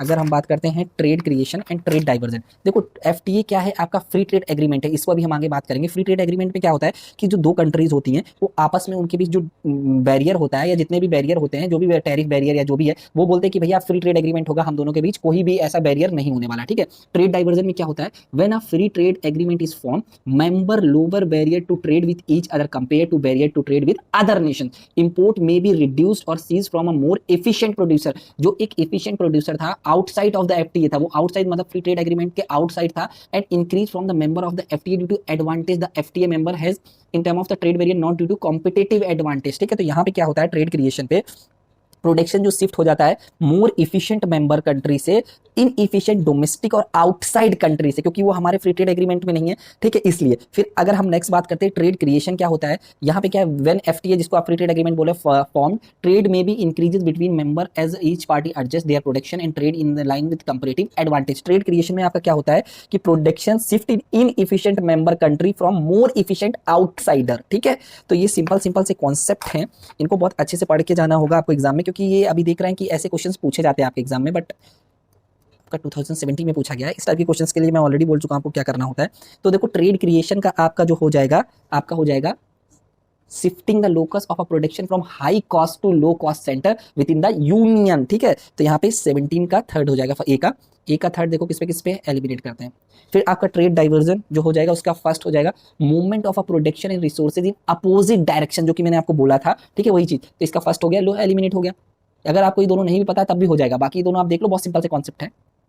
हाँ, विच of the following is an instance of non conventional dumping. देखो, दो टाइप डंपिंग का सिंपल सा आपका मतलब क्या होता है, dumping is a business strategy followed by the exporter while determine export price for a international trade. ठीक है, डंपिंग का सिंपल सा ये मतलब है कि एक एक्सपोर्टिंग कंट्री, एक दूसरी कंट्री जो है वो अपनी कंट्री से कम पैसे में हमको प्रोडक्ट प्रोवाइड कर रही है। जैसे बाई चांस हमको चाइना जो है, चाइना में वो जो खुद का चाइना में जो प्रोडक्ट का प्राइस है वो 100 रुपए है, लेकिन इंडिया में वो प्रोवाइड कर रहा है 95 98 का। ठीक है, तो इसको आप बोलते हो डंपिंग, इसको आप बोलते हो डंपिंग। ठीक है, ये जैसे China manufacturer sell a mobile in USA from $200, but China में वो $350 का, बट वो USA में $200 का बेच रहा है। ठीक है, तो इसको आप बोलते हो डंपिंग। अब डंपिंग क्यों की जाती है, मार्केट शेयर को इंक्रीज करने के लिए, लोकल मार्केट को डिस्ट्रॉय करने के लिए, इन्वेस्टमेंट रिस्क को मिनिमाइज करने के लिए। ठीक है, जो आपका अनसोल्ड स्टॉक है उसको बेचने के लिए, जो आपका प्राइस है वो डोमेस्टिक मार्केट में कम करने के लिए। ठीक है, ये आपका फिर टाइप्स ऑफ डंपिंग की बात करेंगे। सबसे पहले स्पॉर्डिक जो डंपिंग होती है, इस practice if company has a large unsold, देखो बहुत सारे कंपनी के पास अनसोल्ड इन्वेंट्री था,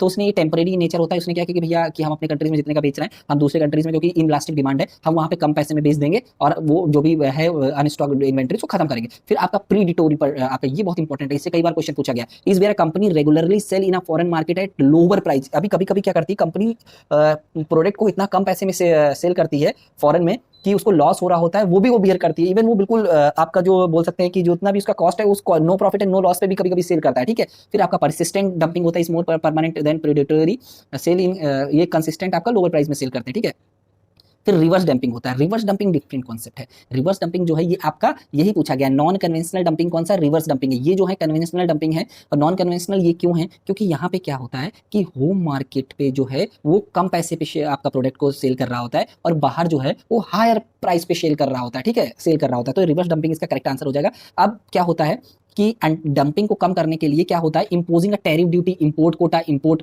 embargo, voluntary export restriction, international anti dumping duty measures, मतलब ये एंटी डंपिंग मेजर्स को हम लोग यूज करते हैं अपने लोकल मार्केट को बचाने के लिए, ठीक है। नहीं तो हम बाई चांस अगर कोई दूसरा प्रोड्यूसर है बहुत कम में बेचेगा, हाँ, तो ऑब्वियस सी बात है हमारा लोकल मार्केट उससे इफेक्ट होगा, तो उसको बचाने के लिए हम लोग एंटी डंपिंग मेजर्स का इन सबका यूज करते हैं। टैरिफ ड्यूटी हो गया, इंपोर्ट कोटा हो गया, एम्बार्गो हो गया, ये सारा। एंड हाँ, अभी मैं आपको एक चीज बोलता हूँ कि देखो कॉमर्स में मैं अभी 1500 ये एमसीक्यू सीरीज लिखा है, बट 36 वीडियो ऑलरेडी हो गए, अभी तो और ज्यादा हो गए, अराउंड 39-40 वीडियोस हो गए, तो 4000 के लमसम मैंने एमसीक्यू वीडियो कॉमर्स में प्रोवाइड कर दी है। बहुत इंपॉर्टेंट है, बहुत सारे लोगों ने इससे नेट जेआर क्लियर किया। आप लोग हमेशा क्या सोचते हो कि ये पुराना वीडियो है, पुराना कुछ नहीं है। जितने भी मेरे वीडियोस हैं सब लेटेस्ट हैं। लेटेस्ट ऐसे हैं क्योंकि जितना भी उसमें कंटेंट है सब लेटेस्ट है। आपका 2019 के बाद है, जब आपका 2018 में आपका सिलेबस चेंज हुआ था उसके बाद का सारा कंटेंट है, और मैं चीजों को एडिशनली बढ़ाता जा रहा हूँ, ठीक है। जैसे जैसे कुछ, जैसे बाई चांस इस बार एग्जाम हुआ, कुछ नए क्वेश्चन आए जो मैंने पहले नहीं प्रोवाइड किए थे, मैं वो प्रोवाइड कर दे रहा हूँ। जो पहले वाले जो क्वेश्चन है वो तो आ ही रहे हैं, बट एक दो क्वेश्चन नए भी आ रहे हैं, वो भी मैं कंटिन्यूसली अपडेट कर रहा हूँ, ठीक है। तो ये जो पुराने वीडियो ये भी बहुत इंपॉर्टेंट है, और मैं बोलूंगा रिवीजन के लिए तो बेस्ट है आपका कॉमर्स वाला जो है। फिर मैनेजमेंट में भी इसी तरीके से एमसीक्यू सीरीज है, आप जाके देख सकते हो।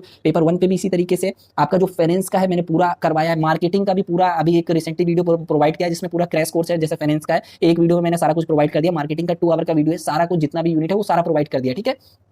तो एंड एक चीज मैं और बोलूंगा, प्लीज चैनल को सब्सक्राइब करो, जितना हो सके वीडियो को शेयर किया करो, क्योंकि बहुत एफर्ट लगता है। एंड अभी मैं पीएचडी कर रहा हूँ, उसके बाद भी आपके लिए इतना टाइम लगा रहा हूँ, तो निकाल रहा हूँ, तो आप इतना प्लीज कर सकते हो, ठीक है।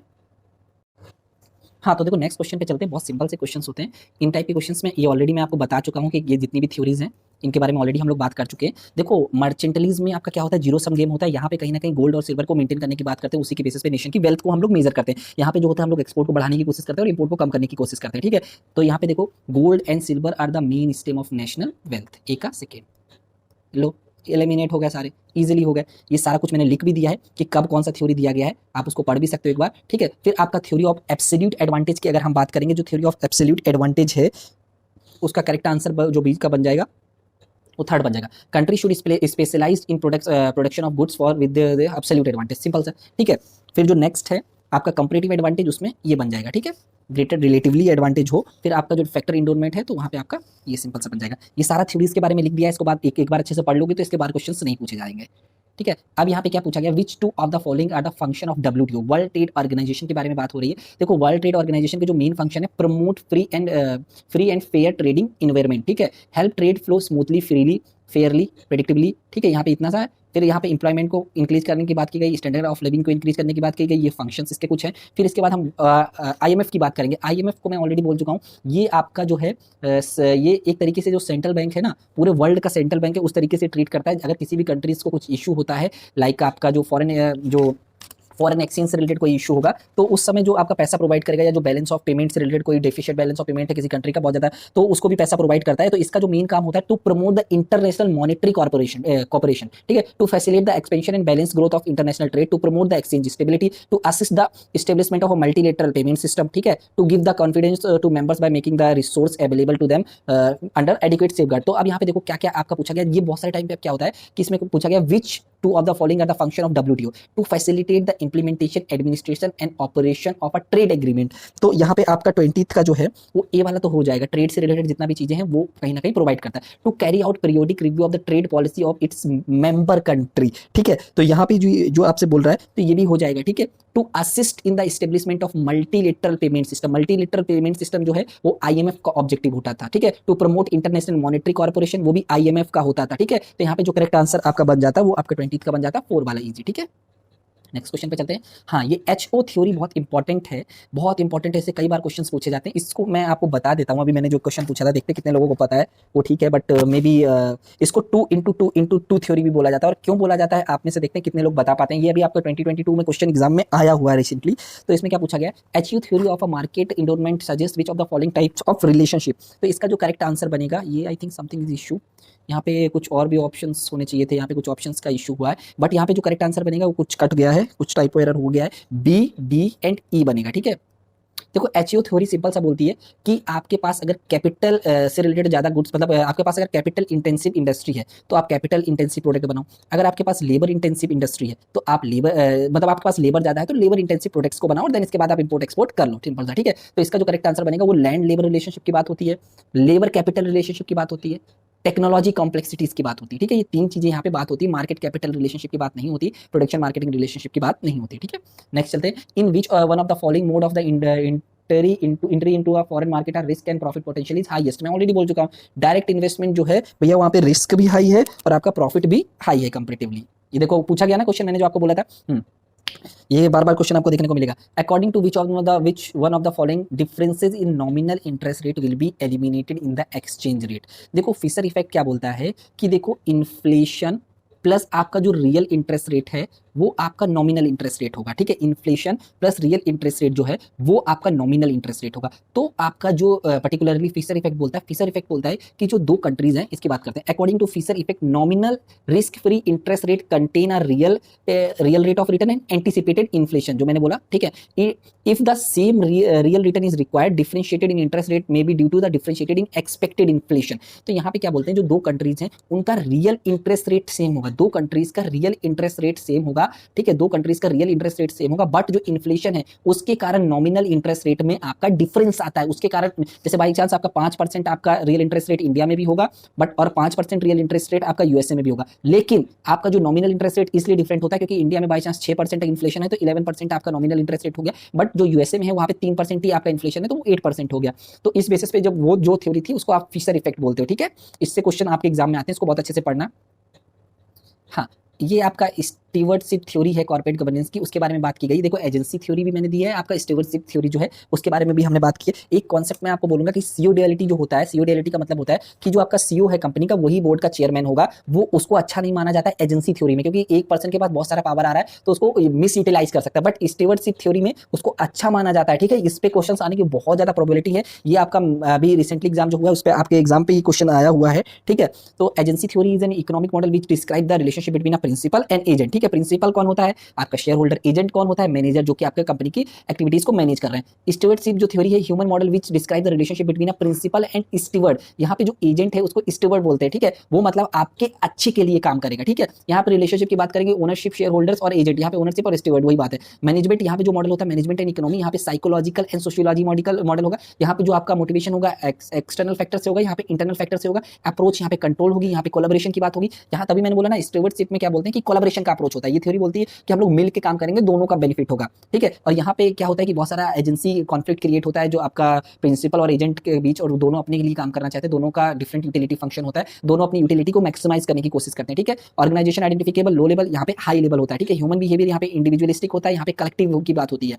गवर्नेंस मैकेनिज्म यहाँ पे एक मॉनिटरिंग की बात होती है और यहाँ पे इंसेंटिव की बात होती है। यहाँ पे हम इंपावरिंग की बात करते हैं। तो एजेंसी थ्योरी के अकॉर्डिंग जो सीओ डुअलिटी है वो गलत है, बट स्टीवर्डशिप थ्योरी के अकॉर्डिंग सीओ डुअलिटी सही है, ठीक है। इसको अच्छे से याद रखना, इस पे क्वेश्चन आने के चांसेस है, ठीक है। तो अब स्टीवर्डशिप थ्योरी के अकॉर्डिंग जो कॉर्पोरेट गवर्नेंस की उसके अंदर क्या क्या रिलेवेंट है ये पूछा है, तो यहाँ पे जो करेक्ट आंसर बन जाएगा governance approach is sociological and psychological, जो मैंने आपको ऑलरेडी दिखाया, ठीक है। फिर आपका बी जो है बिहेवियर पैटर्न इज ट्रस्टवर्दी, बिल्कुल सही है, ट्रस्टवर्दी की बात होती है। फिर the role of management is to monitor and control, ये आपका बात करता है एजेंसी थ्योरी, ये आपका स्टीवर्डशिप थ्योरी नहीं बात करता है। स्टीवर्ड थ्योरी आपका बात करता है इंपावरिंग स्ट्रक्चर पे। फिर आपका owners attitude is to take risk, यहाँ पे जो ऑनर्स का एटीट्यूड होता है वो रिस्क लेने की बात होती है, बिल्कुल सही है। फिर आपका interest of a manager and principal, कहीं ना कहीं दोनों का एक तरीके से म्यूचुअल बेनिफिट की बात करते हैं, कोलैबोरेशन की बात करते हैं। तो यहाँ पे जो हमारा करेक्ट आंसर बन जाएगा वो 24 का सेकंड वाला बन जाएगा, ठीक है।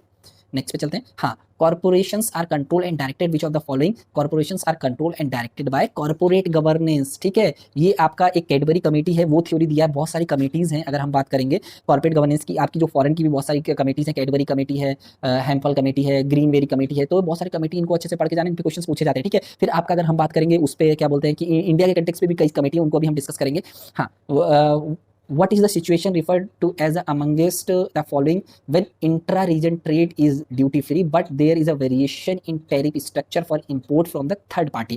तो यहाँ पे देखो सबसे पहले अगर हम लेवल ऑफ इंटीग्रेशन की बात करते हैं और आपका कॉम्प्लेक्सिटी की बात करेंगे तो ये बहुत सिंपल सा कॉन्सेप्ट होगा। देखो फ्री ट्रेड के बीच, फ्री ट्रेड का सिंपल सा क्या मतलब होता है, reduction of tariff between member, जो दो मेंबर हैं उनके बीच रिडक्शन, जो पर्टिकुलरली टैरिफ है उसको खत्म कर देना दो कंट्रीज के बीच। और बट जो उनकी एक्सटर्नल पॉलिसी है वो डिफरेंट होगी, उनकी जो एक्सटर्नल पॉलिसी है जो मतलब दूसरी कंट्रीज से ट्रेड कर रहे हैं उनका डिफरेंट होगा। फिर आपका दूसरा इंटीग्रेशन होगा जो फ्री ट्रेड के बाद कस्टम यूनियन। इसमें फ्री ट्रेड के सारे फीचर्स पड़े हुए होंगे, बट लेकिन आपका कुछ ऐड होगा। ऐड क्या होगा? Common external tariff. यहाँ पे देखो पहले के कंटेक्स्ट में क्या होता था कि दो कंट्रीज होती थी कि हम दोनों भैया रिसर्च कर रहे हैं, हम दोनों रिसर्च बोल रहे हैं, हम एक्चुअली पीएचडी कर रहे हैं, इतना पीएचडी पे फोकस हो गया, रिसर्च रिसर्च रिसर्च चलता रहता है। अगर दो कंट्रीज एक ट्रेड कर रही हैं तो यहाँ पे क्या होगा, दोनों कंट्री बोलेंगे कि हम अपना ट्रेड करेंगे और जो भी बैरियर है उनको खत्म कर देते हैं। बट हमारी जो इंडिविजुअल बैरियर्स होंगे जैसे दूसरी कंट्रीज के लिए, वो अपने अपने खुद के होंगे, वो हम कॉमन नहीं करेंगे। अब कस्टम यूनियन में क्या होता है कि कॉमन एक्सटर्नल बैरियर होंगे। ये जो बैरियर है, जितना जो इसका बैरियर होगा वही इसका बैरियर होगा, इस कंट्री से, इस कंट्री का इसका भी जो बैरियर होगा उसका भी यही बैरियर होगा, ठीक है। फिर आपका नेक्स्ट होगा कॉमन मार्केट। यहाँ पे free movement of capital and service different है, ये सारा फीचर तो होगा ही होगा। प्लस ऐड क्या होगा,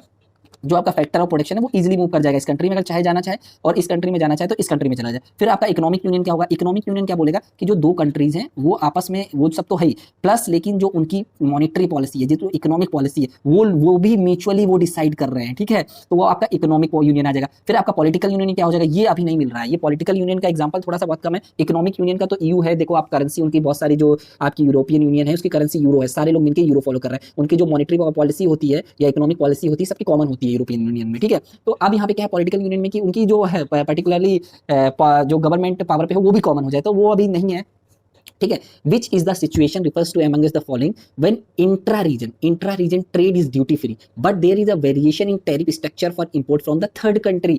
तो बहुत सिंपल सा क्वेश्चन आपके एग्जाम में आया हुआ है, क्वेश्चन है 2017 में आपका एग्जाम में आया, तो इसका करेक्ट आंसर आपका फ्री ट्रेड एग्रीमेंट हो जाएगा कि भैया हम लोग आपस में, देखो क्या बोला, इंट्रा मतलब आपस में जो है, इंट्रा रीजन ट्रेड जो है वो ड्यूटी फ्री है, but there is a variation in tariff structure. अगर दूसरे कंट्रीज से हम कर रहे हैं, अपना अपना डिफरेंट है सबका टैरिफ स्ट्रक्चर, तो ये आपका फ्री ट्रेड एग्रीमेंट हो गया, correct answer free trade area हो गया। अब नेक्स्ट पे चलते हैं, ये आपका इन्वायरमेंट से क्वेश्चन है।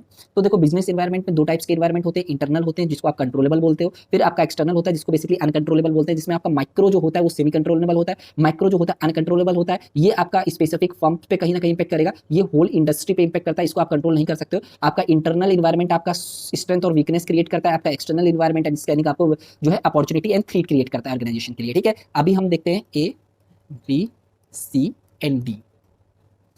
बहुत सिंपल सा कॉन्सेप्ट है, देखते हैं कितने लोग इस कॉन्सेप्ट को कर पाते हैं, क्योंकि मैंने बिजनेस एनवायरनमेंट में डाला जो क्वेश्चन, जो पर्टिकुलरली वीडियो दिया है वो अगर देखा होगा तो इजीली हो जाएगा, ठीक है। देखते हैं इसका आंसर आप लोग दीजिएगा, क्योंकि मैं थोड़ा सा क्वेश्चन, एक दो क्वेश्चन, दो तीन क्वेश्चन जानबूझ के छोड़ता हूँ ताकि थोड़ा सा डिस्कशन भी हो सके और हम लोग चीज़ों को थोड़ा मतलब वन वे नहीं होना चाहिए, मेरा पॉइंट ये है, ठीक है।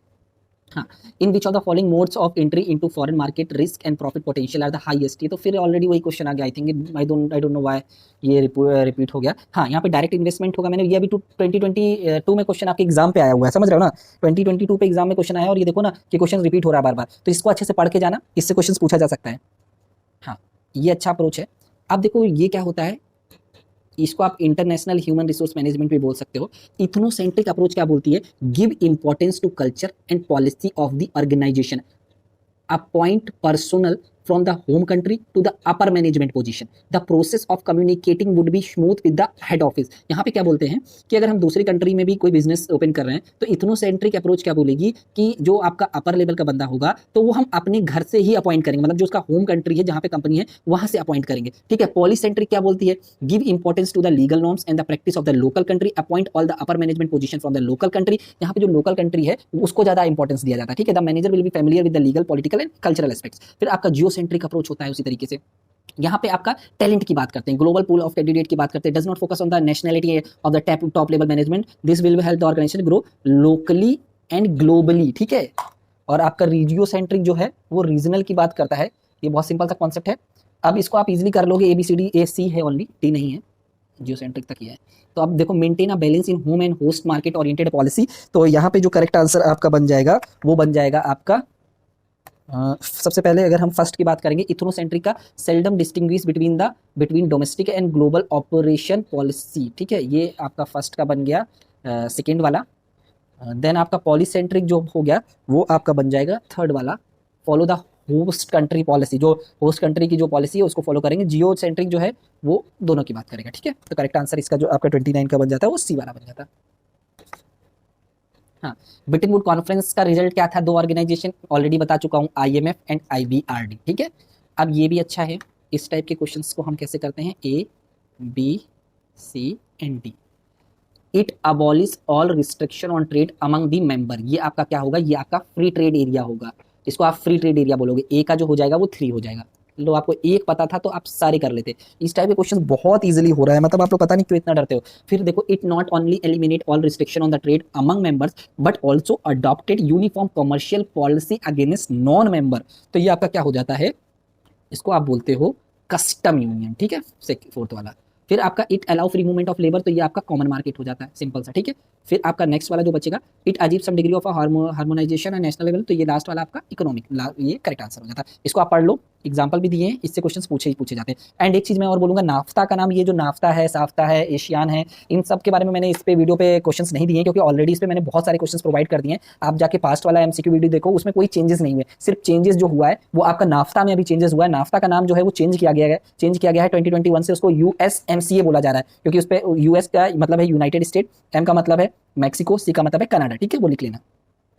हाँ, in computation of a balance of payment, overall balance of payment equal to, तो यहाँ पे जो आपका ओवरऑल बैलेंस ऑफ पेमेंट है वो आपका इक्वल टू होता है balance of current account, balance of capital account, मैंने ऑलरेडी आपको बताया, प्लस आपका स्टैटिस्टिकल जो आपका होगा, ये आपका, आप इसको पढ़ लोगे इजीली हो जाएगा, ठीक है। The companies having business in large number of a country around the world at present are called, तो उसको आप बोलते हो, जो आपका करेक्ट आंसर इसका बनेगा वो बनेगा उसको global corporation. The companies having business in large number of a country around the world present is called global corporation. MNC क्या होता है, एमएनसी होता है 2 और मोर कंट्रीज में अगर वो ऑपरेट कर रहा हो। फिर आपका जो है आईसी क्या होता है, आपका selling through export in foreign country and not having any branches, ठीक है। फिर आपका जीसी होगा, many countries means at least 15 to 20 countries पे अगर वो आपका ग्लोबल कॉर्पोरेशन जो होगा वो आपका वर्क कर रहा होगा। टीएनसी क्या होगा, mixture of MNC, IC and GC, ठीक है। इन्वेस्टमेंट स्ट्रेटेजी यहाँ पे एफडीआई होगी, ठीक है। ये सारा कुछ आप पढ़ लो।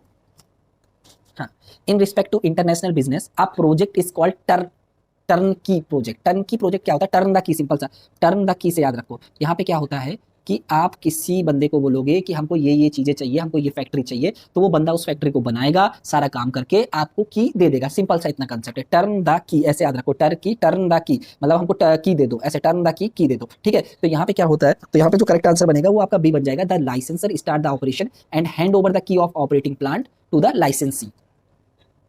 नेक्स्ट क्वेश्चन पे चलते हैं, which one of the following is not the characteristics of capitalism. देखो, सोशलिज्म और कैपिटलिज्म 2 टाइप की इकोनॉमी होती है। सोशलिज्म क्या होता है, a system of economies where the means of production goods and service are under public ownership. यहाँ पे जो होता है पब्लिक ओनरशिप की बात होती है सोशलिज्म में। Under the pure socialism the government makes all the legal decision related to production goods and service and distribution them and the people depends on the state for fulfilling all the needs. यहाँ पे क्या है कि welfare की बारे में ज्यादा बात होता है सोशलिज्म में। फिर आपका कैपिटलिज्म क्या होता है, a system of economic where capital goods are privately owned by business or individuals. यहाँ पे इंडिविजुअल के बारे में बात होती है, एक मिक्स्ड इकोनॉमी होती है, ठीक है, जिसमें कैपिटलिज्म और सोशलिज्म दोनों होते हैं, ठीक है। इंडिया कौन सी इकोनॉमी है, देखते हैं कितने लोग बता पाते हैं। अब यहाँ पे करेक्ट आंसर क्या पूछा गया, इसमें क्या पूछा गया, विच of the following is not a characteristics of not. हमेशा ये जो नॉट है ना बहुत ही प्रॉब्लम करता है, एक क्वेश्चन बहुत इंपॉर्टेंट है, एग्जाम में बहुत कॉम्पिटिशन है, तो क्वेश्चन को अच्छे से पढ़ के जाना, मतलब क्वेश्चन को अच्छे से पढ़ना एग्जाम में जाके।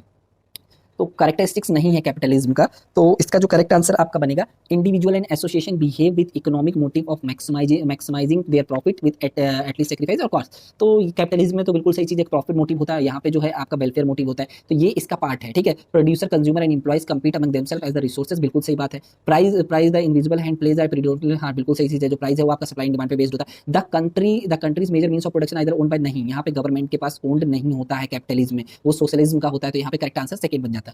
नेक्स्ट क्वेश्चन पे चलते हैं, विच is the most appropriate mode of entry international. ये भी देखो 2020 में एग्जाम में आपके आया है, entry in international business to enterprise with little experience of, ये आई थिंक रिपीट हो रहा है, कुछ इशू हो रहा है इसका, कुछ इशू हुआ है, बट कोई दिक्कत नहीं। इसका करेक्ट आंसर जो है आपका एक्सपोर्टिंग है, ऑलरेडी मैं बता चुका हूँ इस क्वेश्चन को।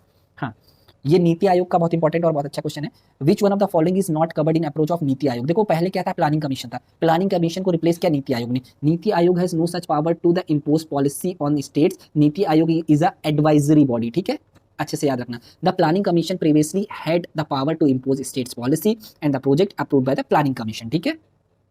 Full time member could be fewer than planning commission, ठीक है। The prime minister appoint the CEO of NITI Aayog and secretary, जो सेक्रेटरी होगा वो भी कहीं ना कहीं, ठीक है। नो पावर एलोकेट फंड्स, कोई नहीं। NITI Aayog involve the partnership with state government to maintain a cooperative federalism, it form a platform for the structural with, मतलब यहाँ पे क्या है कि प्लानिंग कमीशन का बहुत ज्यादा रिजिड था अगर कंपेयर करोगे नीति आयोग से। नीति आयोग को थोड़ा सा फ्लेक्सिबल बनाया है और यहाँ पे स्टेट का जो पार्टिसिपेशन है उसको भी बढ़ाने की बात की गई है। तो इससे अगर हम बात कर रहे हैं कि जो नीति आयोग में है 5 ईयर प्लान की बात नहीं होती, नीति आयोग में आपका 3 ईयर का एक्शन प्लान होता है, 3 ईयर का प्लान होता है, ठीक है, 5 ईयर का स्ट्रेटेजी होता है, सॉरी 7 ईयर का स्ट्रेटेजी होता है, 50 ईयर का विजन होता है, ठीक है। नीति आयोग में हमेशा ध्यान रखना, जो आपका प्लानिंग कमीशन था उसमें 5 ईयर के प्लान होते थे। तो यहाँ पे करेक्ट आंसर नॉट कवर की बात हुआ है, तो करेक्ट आंसर ये हो जाएगा। हाँ, ये अच्छा क्वेश्चन है।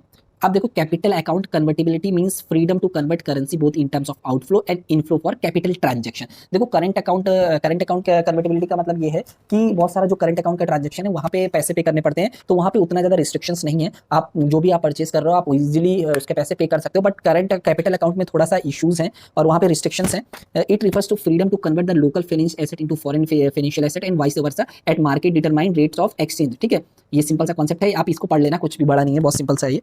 38 का अगर हम बात करते हैं तो इसका करेक्ट आंसर जो बनेगा वो आपका बनेगा, capital account convertibility is introduce only some time after the introduction of the convertibility of current account when exchange rate of a currency of a country is relatively stable, ठीक है। तो ये क्या बोल रहा है, ये जो बोल रहा है फर्स्ट वाला हमारा करेक्ट है। सेकंड पे अब हम आते हैं, capital account convertibility is a necessary for faster growth and development of an economy and it makes foreign exchange rate more stable. नहीं भाई, ये गलत चीज बोल रहा है, तो यहाँ पे करेक्ट आंसर हमारा फर्स्ट वाला बन जाएगा, ठीक है। हाँ, which among the following is not a correct statement with regard the corporate governance in India। तो देखो, कॉर्पोरेट गवर्नेंस की अगर हम बात करें, कॉर्पोरेट गवर्नेंस जो कंपनीज एक्ट 2013 आया, उस पर बहुत सारे कॉर्पोरेट गवर्नेंस के रूल्स को चेंज किया गया है, ठीक है। तो वहाँ पे क्या है, आपका जो लिस्टिंग ऑब्लिगेशन डिस्क्लोजर रिक्वायरमेंट है सेबी ने जो दिया था, उस पर भी बहुत सारी चीजें चेंज हुई हैं। तो वहाँ पे सबसे पहले पूछा गया कि कौन सा करेक्ट नहीं है। बहुत सारे टाइम ऐसे पूछा जाता है, every company must appoint the individual और अ फर्म ऑडिटर, बिल्कुल सही चीज है, ठीक है। 1 और मोर वुमेन डायरेक्टर आपका होना चाहिए, बिल्कुल सही चीज है। The maximum number of permission director can not be exceed 15, बिल्कुल सही चीज है। The independent director must attend at least 3 meeting in a year, ये आपका गलत स्टेटमेंट है, ठीक है। तो यहाँ पे जो आपका ये हो जाएगा नॉट करेक्ट, ठीक है।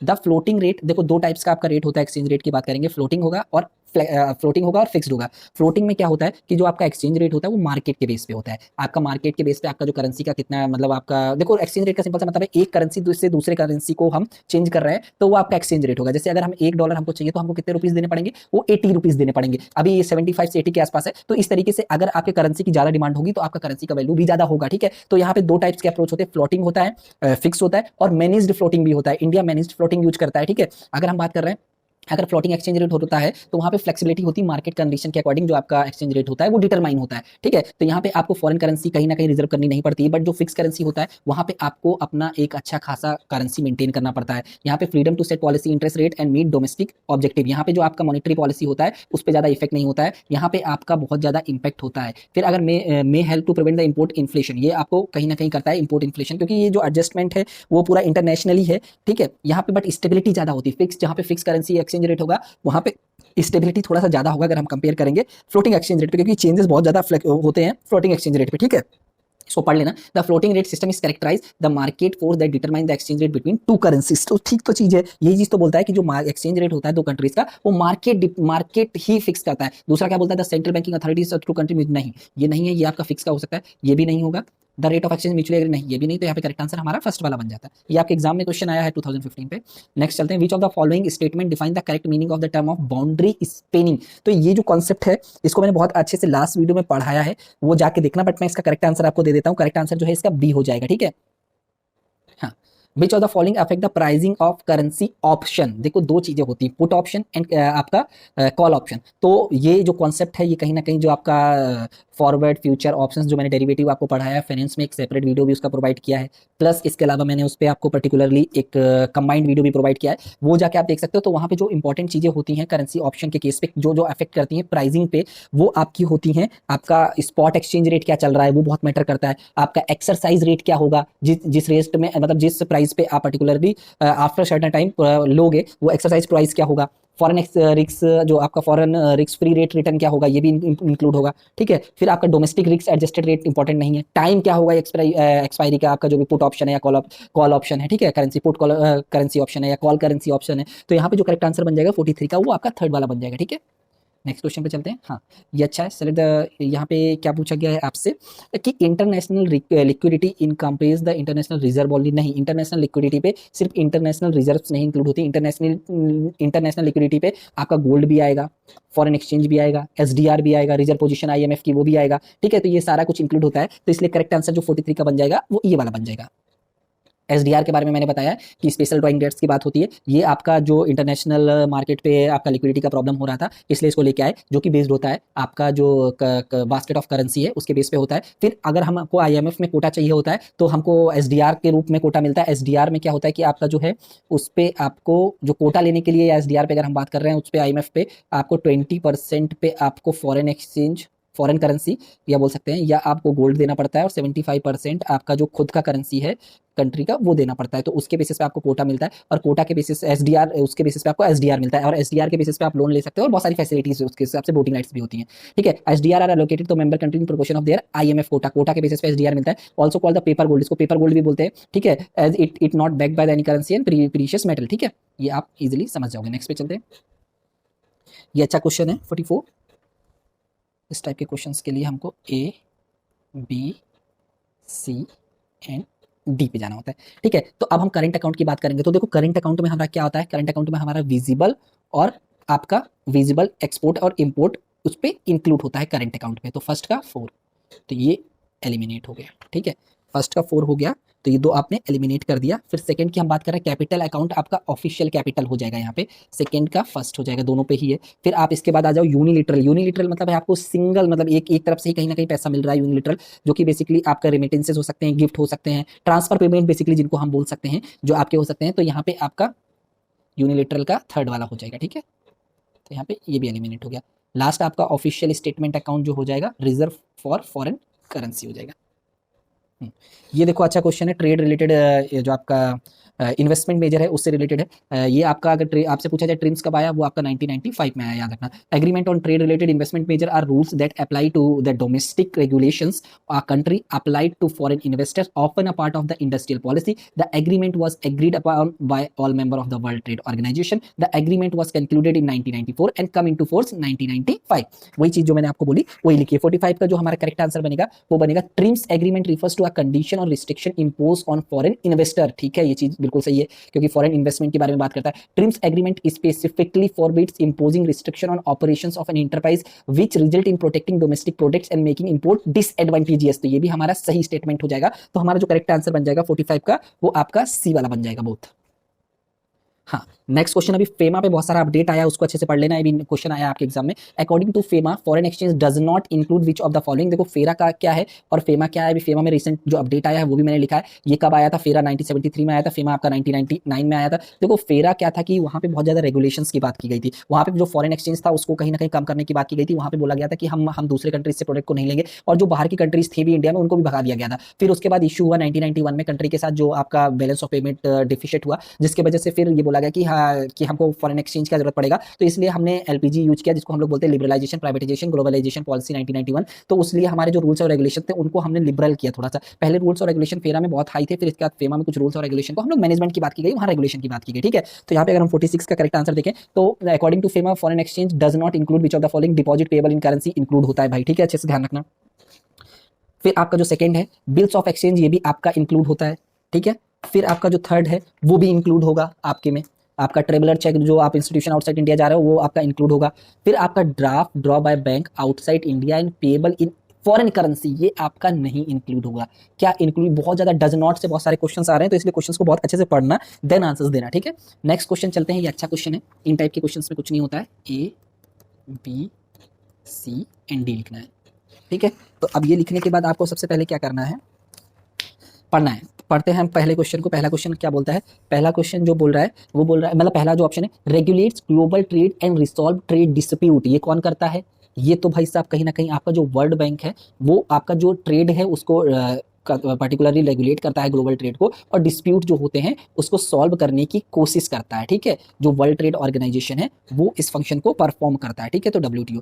ठीक है, promote international monetary corporation and financial stability, ये IMF करता है। सेकेंड, वर्ल्ड बैंक क्या करता है, provide financial assistant for development project in developing country. World bank ये काम करता है, पॉवर्टी को कम करने की बात करता है। ठीक है, फिर ओपेक क्या है, ओपेक एक बहुत इंपॉर्टेंट कॉन्सेप्ट है, देखते हैं कितने लोगों को पता है ओपेक के बारे में। ये आपका जो क्रूड ऑयल है उससे रिलेटेड है, उसके बारे में हम बात करते हैं। Coordinate and manage the petroleum prices of its member country. OPEC की अगर हम बात करेंगे, अभी रशिया का कुछ इशू चल रहा है तो उसके वजह से थोड़ा सा अभी इंडिया की जो ONGC है आपकी, एक बहुत इंपॉर्टेंट क्रूड ऑयल कंपनी है, अगर इंडिया के कंटेक्स्ट में बात करें, ऑन शोर और ऑफ शोर दोनों बेसिस पे काम करती है, तो उसको बहुत फायदा हुआ है। जो रशिया है उसके उसके उसके वजह से। और क्यों फायदा हुआ है देखते हैं कि कितने लोगों को चीजें पता है। ये थोड़ा सा नेशनल इंपॉर्टेंस का क्वेश्चन है, कितने लोगों को पता है, या बोल सकते हैं कि नॉर्मल जीएस का क्वेश्चन है। तो जो ओपेक है इसके बारे में आपका इकोनॉमिक्स का वीडियो है उसमें मैंने बात किया है, क्योंकि ओपेक जो है ये आपका जो है ओलिगोपोली एक तरीके से क्रिएट किया गया है, जिसको आप बोल सकते हो कार्टेल बोल सकते हो। तो उसके बेसिस पे ये काम करता है। तो यहाँ पे जो करेक्ट आंसर इसका बन जाता है फोर्थ वाला, तो यहाँ पे करेक्ट हमारा ये हो जाता है इजिली। नेक्स्ट क्वेश्चन पे चलते हैं। Which of the following statement are not correct. अभी बहुत सारे क्वेश्चन ऐसे पूछे जा रहे हैं नॉट करेक्ट के नाम से, ठीक है। अब देखो पहला आपको क्या बोला गया है, पहला आपको बोला गया है कि sustainable development means an attempt to achieve the balance between economic growth and conservation protection of environment. तो ये कहीं ना कहीं मेरे को लगता है सही स्टेटमेंट है, क्योंकि जो आपका सस्टेनेबल डेवलपमेंट है उसके बारे में अगर हम बात करें तो वहाँ पे ये चीज़ तो बोली जा रही है कि आप इकोनॉमिक ग्रोथ तो करो लेकिन जो इन्वायरमेंट है उसको भी इफेक्ट ना करो। तो ये स्टेटमेंट तो हमारा ठीक है, ये गलत नहीं है। अब देखो जहाँ पे ये पहला वाला हो तो उसको काट दो, एलिमिनेट कर दो, हो गया आंसर। इतना सिंपल सा, कुछ भी नहीं है। Sustainable development means meeting the need of industries without compromising the need of import and export balancing, ये गलत स्टेटमेंट है। Sustainable development means creation of enough surplus budget through the stock of capital asset, ये भी गलत है।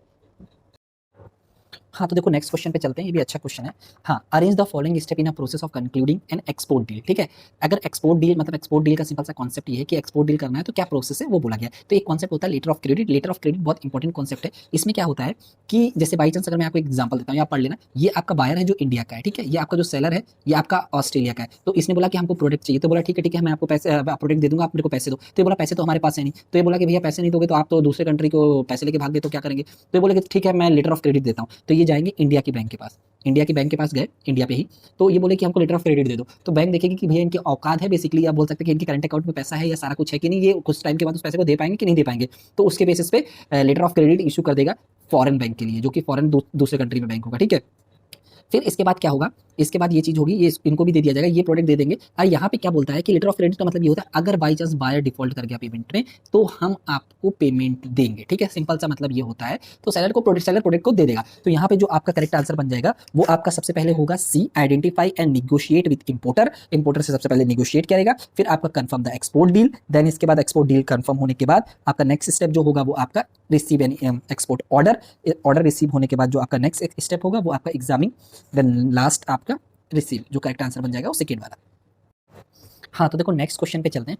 Factor conditions in Mitchell porter competitive advantage of Nations include. ये जो है मॉडर्न थ्योरी है, इस पे बहुत सारे क्वेश्चंस आपके एग्जाम में पूछे जाते हैं। मिचेल पोर्टर ने बहुत सारे कॉन्सेप्ट्स दिए हैं, आपके इन्वायरमेंट के भी बहुत सारे, बिजनेस इन्वायरमेंट के बहुत सारे कॉन्सेप्ट दिए हैं, मार्केटिंग में भी कुछ चीजें दी हैं। तो उसको बहुत अच्छे से पढ़ के जाना, इन पे कुछ ना कुछ क्वेश्चन आपके एग्जाम में आता ही आता है, ठीक है। तो इन्होंने क्या बोला, This theory concentrate on firms home country environment as a main source of a competency and innovation। तो इन्होंने एक मॉडल दिया, इन्होंने बोला it tells why a country have a international advantage। क्यों कंट्री के पास इंटरनेशनल एडवांटेज होता है। पहला जो हो सकता है वो फर्म स्ट्रेटेजी स्ट्रक्चर एंड उसका जो कॉम्पिटिटर है उसके वजह से होगा। इफ स्ट्रॉन्ग, अगर बहुत ज्यादा स्ट्रॉन्ग कॉम्पिटिशन होगा तो इफिशियंसी इंक्रीज होगा, ठीक है, जिससे आपका इंटरनेशनल जो कॉम्पिटेंसी है वो बढ़ेगा। जो मैनेजमेंट की आइडियोलॉजी है वो कंपनी की कैसे मैनेज कर रहा है वो सारा फैक्टर भी कहीं ना कहीं इंपैक्ट करता है। डिमांड कंडीशन भी कहीं ना कहीं इंपैक्ट करती है आपको कॉम्पिटिटिव एडवांटेज प्रोवाइड करने में। अगर बहुत ज्यादा डिमांड होगी, ठीक है, देन इनोवेशन ज्यादा होगा, क्वालिटी अच्छी होगी, तो आपका जो लोकल कस्टमर है उसका डिमांड भी ज्यादा होगा उसी के बेसिस पे, ठीक है। फिर रिलेटेड एंड सपोर्ट इंडस्ट्री आपके यहाँ पे नहीं है कि नहीं है। रिलेटेड एंड सपोर्ट स्टडी का मतलब, इंडस्ट्री का मतलब है रॉ मटेरियल आपको इजीली मिल जा रहा है कि नहीं, आपका जो पर्टिकुलरली इंटरमीडिएट्स है कि नहीं, सही से सप्लाई कर पा रहा है कि नहीं प्रोडक्ट को। फिर आपके पास फैक्टर्स हैं कि नहीं, फैक्टर जो अगर जिसमें आपका इनपुट कंडीशन की बात होगी, आपका land, labour, capital, climate, natural resources, ये सारा कुछ है कि नहीं है। तो ये सब फैक्टर जो है एक कंट्री को कॉम्पिटिटिव एडवांटेज प्रोवाइड करते हैं। तो यहाँ पे क्या क्या फैक्टर इंक्लूड था, मार्केट साइज आपका इंक्लूड होगा डेफिनेटली, ठीक है। आपका डिमांड कंडीशन इंक्लूड होगा, ये भी इंक्लूड होगा। आपका जो skill, labour and scientific knowledge है उसको इन्होंने इंक्लूड नहीं किया है, ठीक है। तो यहाँ पे जो मोस्ट एक्यूरेट आंसर बनेगा वो आपका बनेगा फोर्थ वाला। नेक्स्ट क्वेश्चन पे चलते हैं। The fall in aggregate expenditure or aggregate demand in the economy works to reduce imports, ठीक है। अब ये कॉन्सेप्ट आपको क्या बोल रहा है, देखो चीजों को समझोगे हो जाएगा। यहाँ पे आपसे बोला जा रहा है कि the fall in aggregate expenditure and aggregate demand in economy works to reduce imports and help solving the balance of payment problem. हाँ, सही चीज़ है, कोई भी इशू नहीं है। जो बैलेंस ऑफ पेमेंट है उसको हम कम, वो जो उसका जो प्रॉब्लम है, वो जो आपका एग्रीगेट एक्सपेंडिचर है या जो एग्रीगेट इकोनॉमी का डिमांड है उसको कम करके, क्योंकि हमारा इंपोर्ट कम हो जाएगा उससे, क्योंकि लोगों के पास ज़्यादा पैसा नहीं होगा, तो जो बैलेंस ऑफ पेमेंट का प्रॉब्लम है वो कम हो सकता है। The important way to reduce import and thereby reduce deficit of balance of payment is to adopt monetary. हाँ, यहाँ पे मॉनेटरी एंड फिजिकल पॉलिसी बहुत इंपॉर्टेंट रोल प्ले करेंगी आपका जो एग्रीगेट एक्सपेंडिचर है इकोनॉमी में, ठीक है। आपका इन दोनों पॉलिसी के थ्रू जो कंट्री का इन्फ्लेशन डिफ्लेशन भी कंट्रोल किया जाता है। इसके अलावा जो मनी सप्लाई है वो आपका मॉनेटरी पॉलिसी के थ्रू कंट्रोल होगा, प्लस आपका जो एक्सपेंडिचर या आपका जो इनकम कितना करेगा पर्टिकुलरली बजट में, वो इम्पैक्ट करता है, वो भी आपका बैलेंस ऑफ पेमेंट को कहीं ना कहीं इम्पैक्ट करता है। तो यहाँ पे हमारा जो करेक्ट आंसर 51 का वो बन जाएगा, वो ए वाला बन जाएगा, ठीक है। नेक्स्ट क्वेश्चन पे चलते हैं। In theory several level of economic integration are possible, arrange the from least to. ये हम ऑलरेडी आपको बता चुके हैं। सबसे पहले क्या होगा, सबसे पहले फ्री ट्रेड एरिया होगा, लो एलिमिनेट हो गया। सबसे पहले फ्री ट्रेड होगा, फ्री ट्रेड के बाद आपका नेक्स्ट जो बनेगा वो आपका बनेगा कस्टम यूनियन, फ्री ट्रेड के बाद कस्टम यूनियन, कस्टम यूनियन के बाद कॉमन मार्केट, कॉमन मार्केट के बाद इकोनॉमिक यूनियन, इकोनॉमिक यूनियन के बाद पॉलिटिकल यूनियन, सिंपल सा, ठीक है। नेक्स्ट क्वेश्चन पे चलते हैं। Which of the following are thinly, ये बहुत इंपॉर्टेंट कॉन्सेप्ट है। देखो इसमें क्या होता है, thinly while disguise refers to measure or action that are presented or disguised or something else but are actually intended to serve a different purpose or achieve a hidden objective. In this context of international business, it means a policies or a measures implemented by a countries that appear to have a different aim or justification but ultimately serve as a restrict import. तो यहाँ पे क्या बोलते हैं कि आप कुछ ऐसे restriction practices होती हैं जिनका यूज करके एक कंट्री दूसरे कंट्री से इंपोर्ट को रिड्यूस कर सकती है, बट वो उसका पर्पस कुछ डिफरेंट बताएंगे, बट लेकिन उसका अल्टीमेट जो पर्पस होता है वो इंपोर्ट को कम ही करना होता है। तो इसमें जो आपका इंक्लूड होता है, इसमें बेसिकली जो आपका एक तरीके से बोल सकते हैं नॉन टैरिफ बैरियर जो होते हैं वो बेसिकली इंक्लूड होते हैं ज्यादातर। अगर हम बात करेंगे तो इसका जो करेक्ट आंसर बनेगा वो फोर्थ वाला बनेगा, बी और डी और ई इंक्लूड होगा, ठीक है। बी आपका रिक्वायरमेंट बोल दिया आपके लिए, labelling requirement, showing origin and content, ये कभी कभी इस तरीके से भी बोलते हैं, कभी कभी सेफ्टी के लिए। मैंने बोला कि इंडिया के प्रोडक्ट्स को मोस्टली जो डेवलप्ड कंट्रीज हैं वो ये मतलब ऐसे इसलिए नहीं लेते हैं क्योंकि वहाँ का क्वालिटी नहीं है, यहाँ पे चाइल्ड लेबर का यूज होता है, यहाँ पे उतना ज्यादा हाइजीन का फोकस नहीं किया जाता है। तो इस तरीके से प्रोडक्ट को कम करते हैं। देखो हेल्थी रेगुलेशन और the hygiene production and packaging सही तरीके से नहीं होता है, तो इन बेसिस पे कम कर सकते हैं। जो इंपोर्ट है ये तो फिर डायरेक्ट है, वॉलंटरी इंपोर्ट रिस्ट्रिक्शन ये तो डायरेक्ट है, इस बेसिस पे नहीं हो सकता है। बट इनको बोला डिफरेंट पर्पस है, इनका मतलब इनको बोल रहे हैं ये पर्पस की ये सारा है, बट उसका जो मेन पर्पस है इंपोर्ट को कम करना है, ठीक है। ये सारा कुछ मैंने आपको लिखा है, इसको भी आप पढ़ सकते हो। Which one among the following is not a part of trips, ठीक है। तो मैंने आपको ट्रिप्स के बारे में बताया, ट्रिप्स में क्या क्या चीजें इंक्लूड होती हैं। तो जो ट्रिप्स है उसके अकॉर्डिंग आपका जो इसका करेक्ट आंसर बन जाएगा सी, जो है आपका इंटीरियर डिजाइन जो होता है ये आपका ट्रिप्स में इंक्लूड नहीं होता है। इंडस्ट्रियल डिजाइन इंक्लूड होता है, ज्योग्राफिकल इंडिकेटर इंक्लूड होता है, लेआउट डिजाइन भी और आईसी भी आपका इंक्लूड होता है, ठीक है। इनको बहुत अच्छे से पढ़ के जाना। ट्रिप्स जो है आपका बहुत इंपॉर्टेंट है, WTO का ही पार्ट है, ठीक है। द ऑप्टिमम टैरिफ मींस, देखो ऑप्टिमम टैरिफ का क्या मतलब होता है, ये देखो क्वेश्चन आपके इकोनॉमिक्स में आया, मैंने इकोनॉमिक्स से भी क्वेश्चंस लिए हैं, मुझे लगा कि अच्छा है क्योंकि इंटरनेशनल बिजनेस उसमें भी थोड़ा सा पार्ट है। ऑप्टिमम टैरिफ का मतलब होता है according to economic optimal tariff theory, countries that are typically big powerful importers of a products can use a tariff to influence the global price of those item. The concept of optimum tariff concern large countries that carry the bulk of the purchasing power for various goods, the less elastic the foreign of curve, the higher will be the optimum tariff, therefore it must occur in a elastic range of the partner country offer curve, ठीक है। तो बहुत simple सा concept है जिसका correct answer बन जाएगा most occur in elastic range of a partner country offer curve, ठीक है। हाँ, ये क्वेश्चन मैं आपसे बोलूंगा क्योंकि मैंने परचेजिंग पावर पैरिटी जो है थ्योरी है उसके बारे में बहुत अच्छे से डिस्कस किया है लास्ट टाइम जो वीडियो प्रोवाइड किया है, तो आप जाके देखो। ये आपका बाई चांस ये मान के चलो ये आपका कॉन्सेप्ट बोला गया है और इसके बेसिस पे आपको बताना है कि कौन सा आंसर ठीक है। मैं परचेजिंग पावर पैरिटी के बारे में बता चुका हूँ कि परचेजिंग पावर पैरिटी का मतलब है कि कुछ बास्केट ऑफ गुड्स होते हैं, उसके बेसिस पे जो आपका एक्सचेंज रेट होता है डिटरमाइन होता है। लाइक बास्केट ऑफ गुड्स है इंडिया में, अगर वो बास्केट ऑफ गुड टोटल जिनका इंडिया में जो वो मिल रहे हैं वो 100 रुपये के मिल रहे हैं और वो ऑस्ट्रेलिया या बाई चांस दूसरी कंट्री में वो आपके 10 रुपीज़ के मिल रहे हैं, तो एक जो आपका ये मान के चलो यूएसए में, तो $1 का वैल्यू जो हो जाएगा वो 10 रुपीज हो जाएगा। इस बेसिस पर डिटरमाइन होता है, ठीक है। तो आप बताइएगा, देखते हैं कितने लोगों को आंसर इसका पता है। बहुत इजीली है, बहुत ज्यादा डिफिकल्ट नहीं है, बहुत सिंपल सा कॉन्सेप्ट है, ठीक है। इस पे आंसर ये दिया है बट लेकिन ये आंसर कुछ इशू है, ये आंसर सही नहीं है, इसका सही आंसर दीजिएगा, ठीक है। देखते हैं कितने लोग दे पाते हैं। हाँ, विच one of the following is not assumption of theory of absolute and competitive advantage. देखो दो थ्योरी थी, मैंने ऑलरेडी बताया।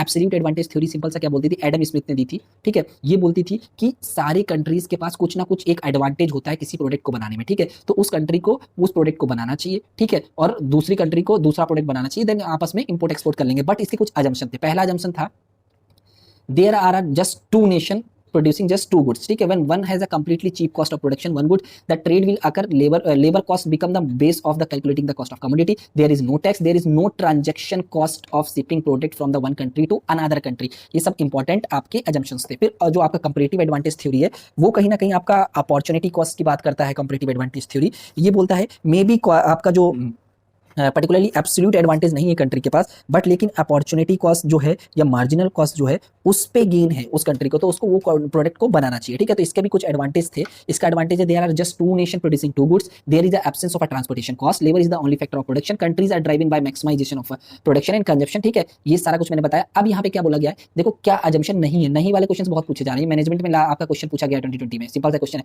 Country are driven only by the maximization of production and consumption, ये तो होता है। ठीक है, only two countries are engaging in a production and consumption of just two goods, ये भी होता है, मैंने ऑलरेडी बताया आपको। देयर आर दैट नेक्स्ट पढ़ते हैं, labour is the only factor of production, ये भी है। ये there are transportation cost and shipping cost, ये नहीं है, ट्रांसपोर्टेशन और शिपिंग कॉस्ट नहीं होता है। ठीक है, अभी मैंने आपको एक चीज बोला था कि जो कंपैरेटिव थ्योरी है, कंपैरेटिव जो आपका एडवांटेज थ्योरी है, उसको 2 into 1 बोला जाता है। 2 into 1 क्यों बोला जाता है? 2 का मतलब है 2 कंट्री होंगी, 2 प्रोडक्ट होंगे, लेकिन जो फैक्टर ऑफ प्रोडक्शन होगा वो सिंपल एक होगा, लेबर। ठीक है, 2 into 1 बोलते हैं आपका कॉम्पिटिटिव एडवांटेज थ्योरी को भी, और जो आपका एब्सोल्यूट एडवांटेज थ्योरी है वो भी उसी कैटेगरी में आ सकता है। लेकिन जो आपका एक और थ्योरी जिसके बारे में हमने डिस्कस किया था, फैक्टर इन्वॉल्वमेंट थ्योरी, तो उसको 2 into 2 बोलते हैं। ठीक है, अच्छे से याद रखना। हाँ देखो, ये आपका फीमा का क्वेश्चन है, बहुत सिंपल सा क्वेश्चन है, आप लोग इसका आंसर देने का कोशिश करना, अगर नहीं आएगा तो हम लोग इसको डिस्कस करेंगे, कोई इशू नहीं। ठीक है, नेक्स्ट क्वेश्चन पे चलते हैं। Which one of the following is a trade related entry mode in international market? तो ये आपका होता है मैनेजमेंट कॉन्ट्रैक्ट। ठीक है, इसको आप बोलते हो management contract. Management contract is a low risk method of getting into a foreign market and it start yielding income right from the beginning. The arrangement is specially attractive, ये आपका commerce के exam में आया है अभी recently. The arrangement is specially attractive if the contracting firm is given the option to purchase some share in the managed company within the stated period. It may be obtained the business of exporting or selling otherwise of the product of the managed company or supply the inputs required by the managed company. A management contract can involve a wide range of functions such as a technical operations of a production facility, management of a personnel, accounting, marketing and servicing and training. देखो अब ये तो आपको पता चल गया। International licensing का मतलब क्या है कि international business licensing agreement involve the two firms from the different countries with the licensee receive the right or resources to manufacturer in the foreign country. Rights or resources may be include the patent, copyright, technology, managerial skills और other factor necessary to manufacturing the goods. फिर इसी तरीके से आपका international leasing होता है, simple सा। But यहाँ पे जो करेक्ट आंसर वो बनेगा वो मैनेजमेंट कॉन्ट्रैक्ट बनेगा हमारा। हाँ, ये अच्छा क्वेश्चन है। देखो एक और क्वेश्चन आ गया मिक्सचर पोर्टर से।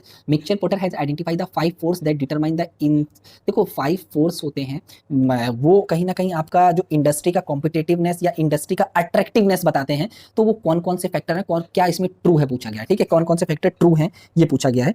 तो यहाँ पे हम चलते हैं। सबसे पहले a segment is unattractive if it is already contain a numerous aggressive competitor. तो यहाँ पे मैं आपको चीजें बताता हूँ कि अगर बायर का बार्गेनिंग पावर बहुत ज्यादा हाई है, ठीक है, अगर बायर का बार्गेनिंग पावर बहुत ज़्यादा हाई है तो उस कंडीशन पे वो बिजनेस उतना ज़्यादा अट्रैक्टिव नहीं होता है, उस पर उतना ज़्यादा लोग नहीं आना चाहते हैं। ठीक है, अगर थ्रेट ऑफ न्यू एंट्रेंट बहुत ज़्यादा है, मतलब बहुत सारे लोग इजी एंट्री और एग्जिट है, तो उस टाइप का बिजनेस उतना ज़्यादा अट्रैक्टिव नहीं है। ठीक है, थ्रेट ऑफ सब्सटीट्यूट प्रोडक्ट बहुत हाई है तो वो उतना ज़्यादा अट्रैक्टिव नहीं है। अगर बार्गेनिंग पावर ऑफ सप्लायर बहुत ज़्यादा हाई है तो उतना ज़्यादा अट्रैक्टिव नहीं है। अगर जो कॉम्पिटिशन है बहुत सारे फर्म्स का आपस में वो बहुत ज़्यादा हाई है तो वो उतना ज़्यादा अट्रैक्टिव नहीं है। ठीक है, अब यहाँ क्या बात हो रही है, A segment is unattractive if it is already contain a numerous aggressive competitor। तो बिल्कुल सही चीज़ है, अगर ऑलरेडी बहुत सारा कॉम्पिटिटर है तो हम वो सेगमेंट हमारे लिए उतना ज़्यादा अट्रैक्टिव नहीं है, तो ए तो होगा ही होगा, ए जिसमें नहीं उसको हम निकाल देते हैं। फिर a segment is unattractive if it is a stable or declining. ठीक है, बिल्कुल ये भी कहीं ना कहीं हमारा स्टेटमेंट जो है वो आपका सही है कि अगर हमारा जो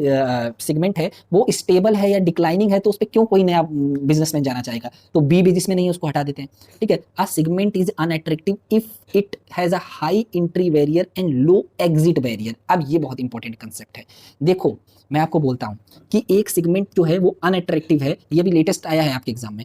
a segment is unattractive if it has a high entry barrier and low exit barrier. ठीक है, वो सेगमेंट हमेशा अट्रैक्टिव होता है जिस सेगमेंट में एंट्री बैरियर बहुत ज़्यादा हाई होता है और एग्जिट बैरियर कम होता है। क्यों होता है अट्रैक्टिव? क्योंकि अगर एक बार आप वहाँ पे चले गए तो आपको वहाँ पे उतना ज़्यादा कंपटीशन नहीं मिलेगा। वहाँ पे आपको एक बार आपने किसी तरीके से अपना इमेज बना लिया या एक बार आप उस फील्ड पे एंटर कर गए तो वो आपका हमेशा अट्रैक्टिव होता है। ये अनअट्रैक्टिव लिखा है, जहाँ पे एंट्री बैरियर हाई होगा वो हमेशा अट्रैक्टिव होगा। ठीक है, तो ये आपका स्टेटमेंट आपका रॉन्ग हो जाएगा। उस हिसाब से पूछा गया है कि आपका कौन सा which of the following are true, ठीक है, which of the following are true, तो यहाँ पे ये आपका गलत हो जाएगा, ये अट्रैक्टिव होगा, अनअट्रैक्टिव नहीं होगा इस केस पे। नेक्स्ट पढ़ते हैं, a segment is unattractive if the company supplier, हाँ तो अगर बार्गेनिंग पावर आपका कंपनी सप्लायर का ज्यादा होगा तो अनअट्रैक्टिव हो जाएगा। यहाँ पे अगर if segment is unattractive when there the actual and potential substitute बहुत ज्यादा होंगे तो भी अनअट्रैक्टिव हो जाएगा। तो यहाँ पे जो करेक्ट आंसर बनेगा वो हमारा ABDE बन जाएगा, ठीक है, सी नहीं होगा। ये आपका अच्छा है, IMF के कुछ लोन की जो फैसिलिटी है उससे रिलेटेड क्वेश्चन है, पुराना क्वेश्चन है, अभी में भी चांसेस कम है इसके आने के। तो जो आपका एक्सटेंडेड फंड फैसिलिटी होता था वो रिपेमेंट पीरियड 4 to 10 ईयर्स होता था। ये लर्निंग बेस्ड क्वेश्चन होते हैं, ठीक है, इनको तो आप याद कर सकते हो, याद ही करना पड़ेगा। फिर स्टैंड बाय एग्रीमेंट जो होता था वो 3 से 5 साल के लिए होता था, तो ईजिली हो जाएगा। फिर आपका SRF जो होता था वो 2 से 5 साल होता था, लास्ट वाला जो आपका 10 ईयर्स होता था, ठीक है।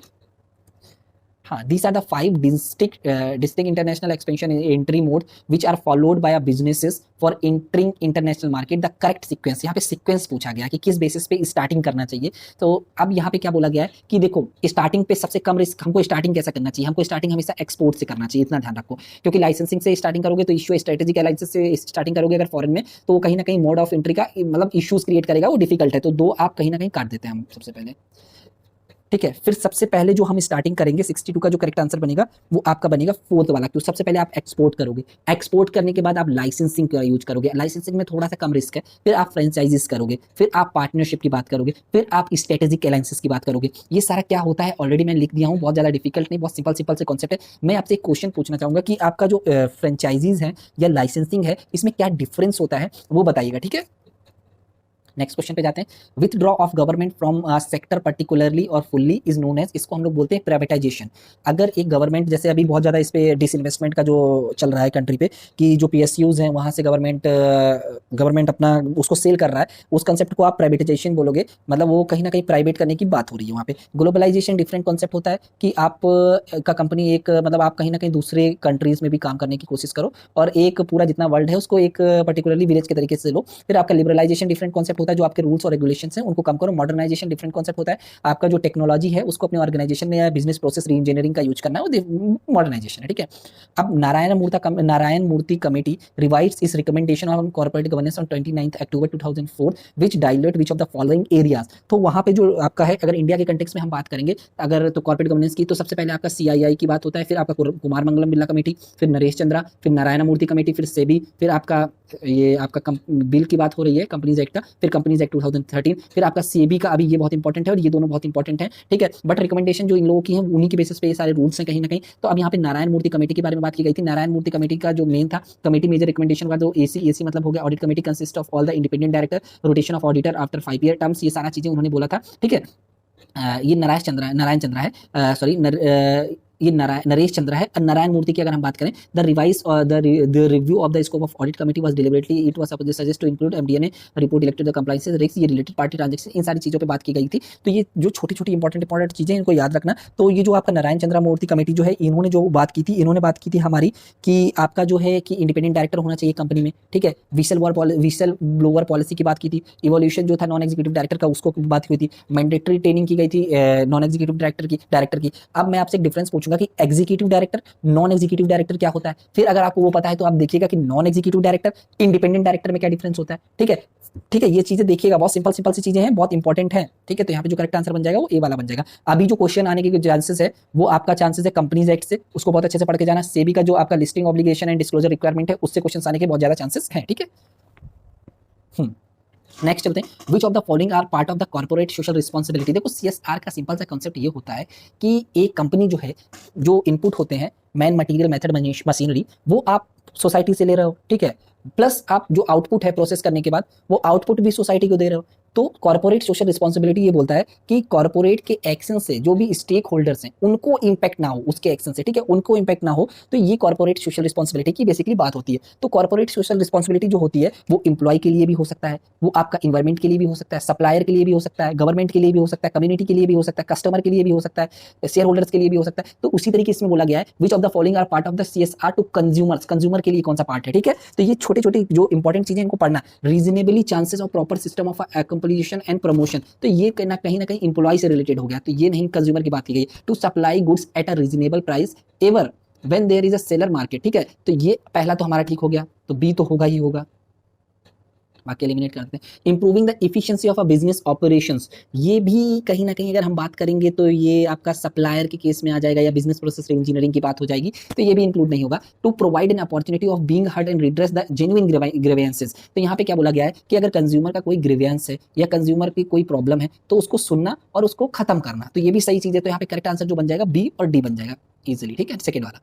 नेक्स्ट पे चलते हैं, arrange the following in the correct sequence of basis of chronological order from the ELS to least, ठीक है। तो ये बहुत सिंपल सा कॉन्सेप्ट है। इस पे जो आपका सबसे पहले जो आएगा वो आएगा आपका general agreement trade and tariff, जो है आपका 1944 के आसपास आया था, 1944 में ही था, ठीक है। तो सबसे पहले डी होना चाहिए, सबसे पहले डी किसमें है, लो एलिमिनेट हो गया। डी के बाद आपका सी आया था, ठीक है। फिर आपका इसके इस राउंड के बाद आपका WTO में कन्वर्ट हुआ था, जो general agreement trade and tariff था, वो आपका इस राउंड के बाद, ये जो आपका राउंड है इसका मुझे डेट क्लियर याद नहीं, बट WTO में 1995 में कन्वर्ट हुआ था, ठीक है।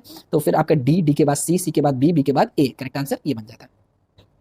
हाँ, quantitative import restriction that limit the quantity of a product being imported is called, तो इसको हम लोग कोटा बोलते हैं। एम्बार्गो का सिंपल सा मतलब होता है कि टोटल हम भैया कोई ट्रेड नहीं होगा, दो कंट्रीज के बीच इंपोर्ट और एक्सपोर्ट सब खत्म हो जाएगा, वो एम्बार्गो होता है, ठीक है। ये सारा कुछ मैंने लिख दिया। एम्बार्गो का क्या होता है कि कुछ भी नहीं होगा, कोई भी ट्रेड। कोटा क्या होता है, क्वांटिटेटिव रिस्ट्रिक्शन होता है। और जो आपका टैरिफ होता है वो आपका वो भी क्वांटिटेटिव होता है, ठीक है। यहाँ पे क्या, quantitative import restriction that limit the quantity, ये देखो लिमिट द क्वांटिटी वर्ड आ गया, इसलिए यहाँ पे कोटा में यही होता है कि आप इतना यूनिट बोल देते हो कि 100 यूनिट आपसे हमारे यहाँ पे दे सकते हो, उससे ज्यादा नहीं दे सकते हो। फिर आपका ट्रेड रिस्ट्रेंट होता है, फिर इंपोर्ट टैरिफ होता है उसी बेसिस पे। इनको आप पढ़ लेना, बहुत सिंपल से कॉन्सेप्ट है। नेक्स्ट पे चलते हैं, which of the following is not the main objective of physical policy of India to increase the liquidity of a economy. तो देखो फिजिकल पॉलिसी का लिक्विडिटी से मतलब नहीं होता है, ये मॉनेटरी पॉलिसी की बात होती है लिक्विडिटी की, ठीक है। टू प्रमोट प्राइस स्टेबिलिटी बिल्कुल होता है। मिनिमाइज, हाँ ये बहुत इंपॉर्टेंट है कि आपका जो फिजिकल पॉलिसी है, जो इनइक्वालिटी है, जो या हैप्स और हैप्स नॉट है, उसको कम करने की बात करते हैं। यहाँ पे क्या होता है कि जो मेजर इनकम होती है, कुछ लोगों के पास बहुत सारी इनकम है, ठीक है, इंप्लॉयमेंट अपॉर्चुनिटी की प्रमोट करने की भी बात करता है। तो यहाँ पे जो करेक्ट आंसर जो नहीं है, नहीं पे बहुत सारे क्वेश्चन पूछे जाते हैं, वो आपका इंक्रीज द लिक्विडिटी ऑफ, ये मॉनेटरी पॉलिसी और फिजिकल पॉलिसी के बारे में मैंने बताया, इसको भी आप एक बार देख लो, ठीक है। Which of the following is a disadvantage of a joint venture. तो जॉइंट वेंचर का जो डिसएडवांटेज होता है वो आपका potential conflict in decision making में प्रॉब्लम होता है। जॉइंट वेंचर में क्या होता है, दो ऑर्गेनाइजेशन आपस में आती हैं, जितने भी रिसोर्सेज हैं वो पूल ऑफ रिसोर्सेज को कंबाइंड करती हैं, वहां पे सिनर्जी इफेक्ट होता है। 1 + 1 = 11 होगा वहां पे, ठीक है। 1 + 1 = 2 नहीं होगा, सिनर्जी इफेक्ट होता है। तो वहां पे फाइनेंशियल रिस्क बिल्कुल शेयर करते हैं, लोकल मार्केट नॉलेज भी होता है, किसी को कॉम्पिटिटिव एडवांटेज भी प्रोवाइड करता है, ठीक है। बट कॉन्फ्लिक्ट डिसीजन मेकिंग में थोड़ा सा इश्यूज होते हैं, क्योंकि जैसे जैसे बड़ा ऑर्गेनाइजेशन हो जाएगा तो वहाँ पे डिसीजन मेकिंग में थोड़ा सा इशू होगा, ठीक है। नेक्स्ट चलते हैं लास्ट क्वेश्चन पे। हाँ, examine the following statement and choose the answer. देखो फॉरेन इंस्टीट्यूशनल इन्वेस्टमेंट के बारे में हम ऑलरेडी आपको बता चुके कि फॉरेन इंस्टीट्यूशनल इन्वेस्टमेंट क्या है, ठीक है। FII do not invest in unlisted securities, they participated only through stock exchange. नहीं, वो अनलिस्टेड सिक्योरिटी में भी FII के थ्रू इन्वेस्ट कर सकते हैं। FII can not invest at the time of initial allotment, ये भी गलत है। जैसे अगर जो आपका IPO पे वो नहीं कर सकते हैं या FPO पे नहीं कर सकते हैं, तो हमारे दोनों स्टेटमेंट जो है वो गलत हो जाएंगे, ठीक है। एंड हाँ, ये सारा FDI क्या होता है, FII क्या होता है, ये सारा मैं ऑलरेडी आपको शुरुआत में भी एक्सप्लेन कर चुका था और अभी भी बता दिया, ठीक है। इसको एक बार पढ़ लो, इससे बाहर क्वेश्चंस नहीं आने हैं, ठीक है। Thank you and please channel को सब्सक्राइब करो, जितना हो सके वीडियो को शेयर करो, ठीक है, और प्लीज लाइक करो। Thank you.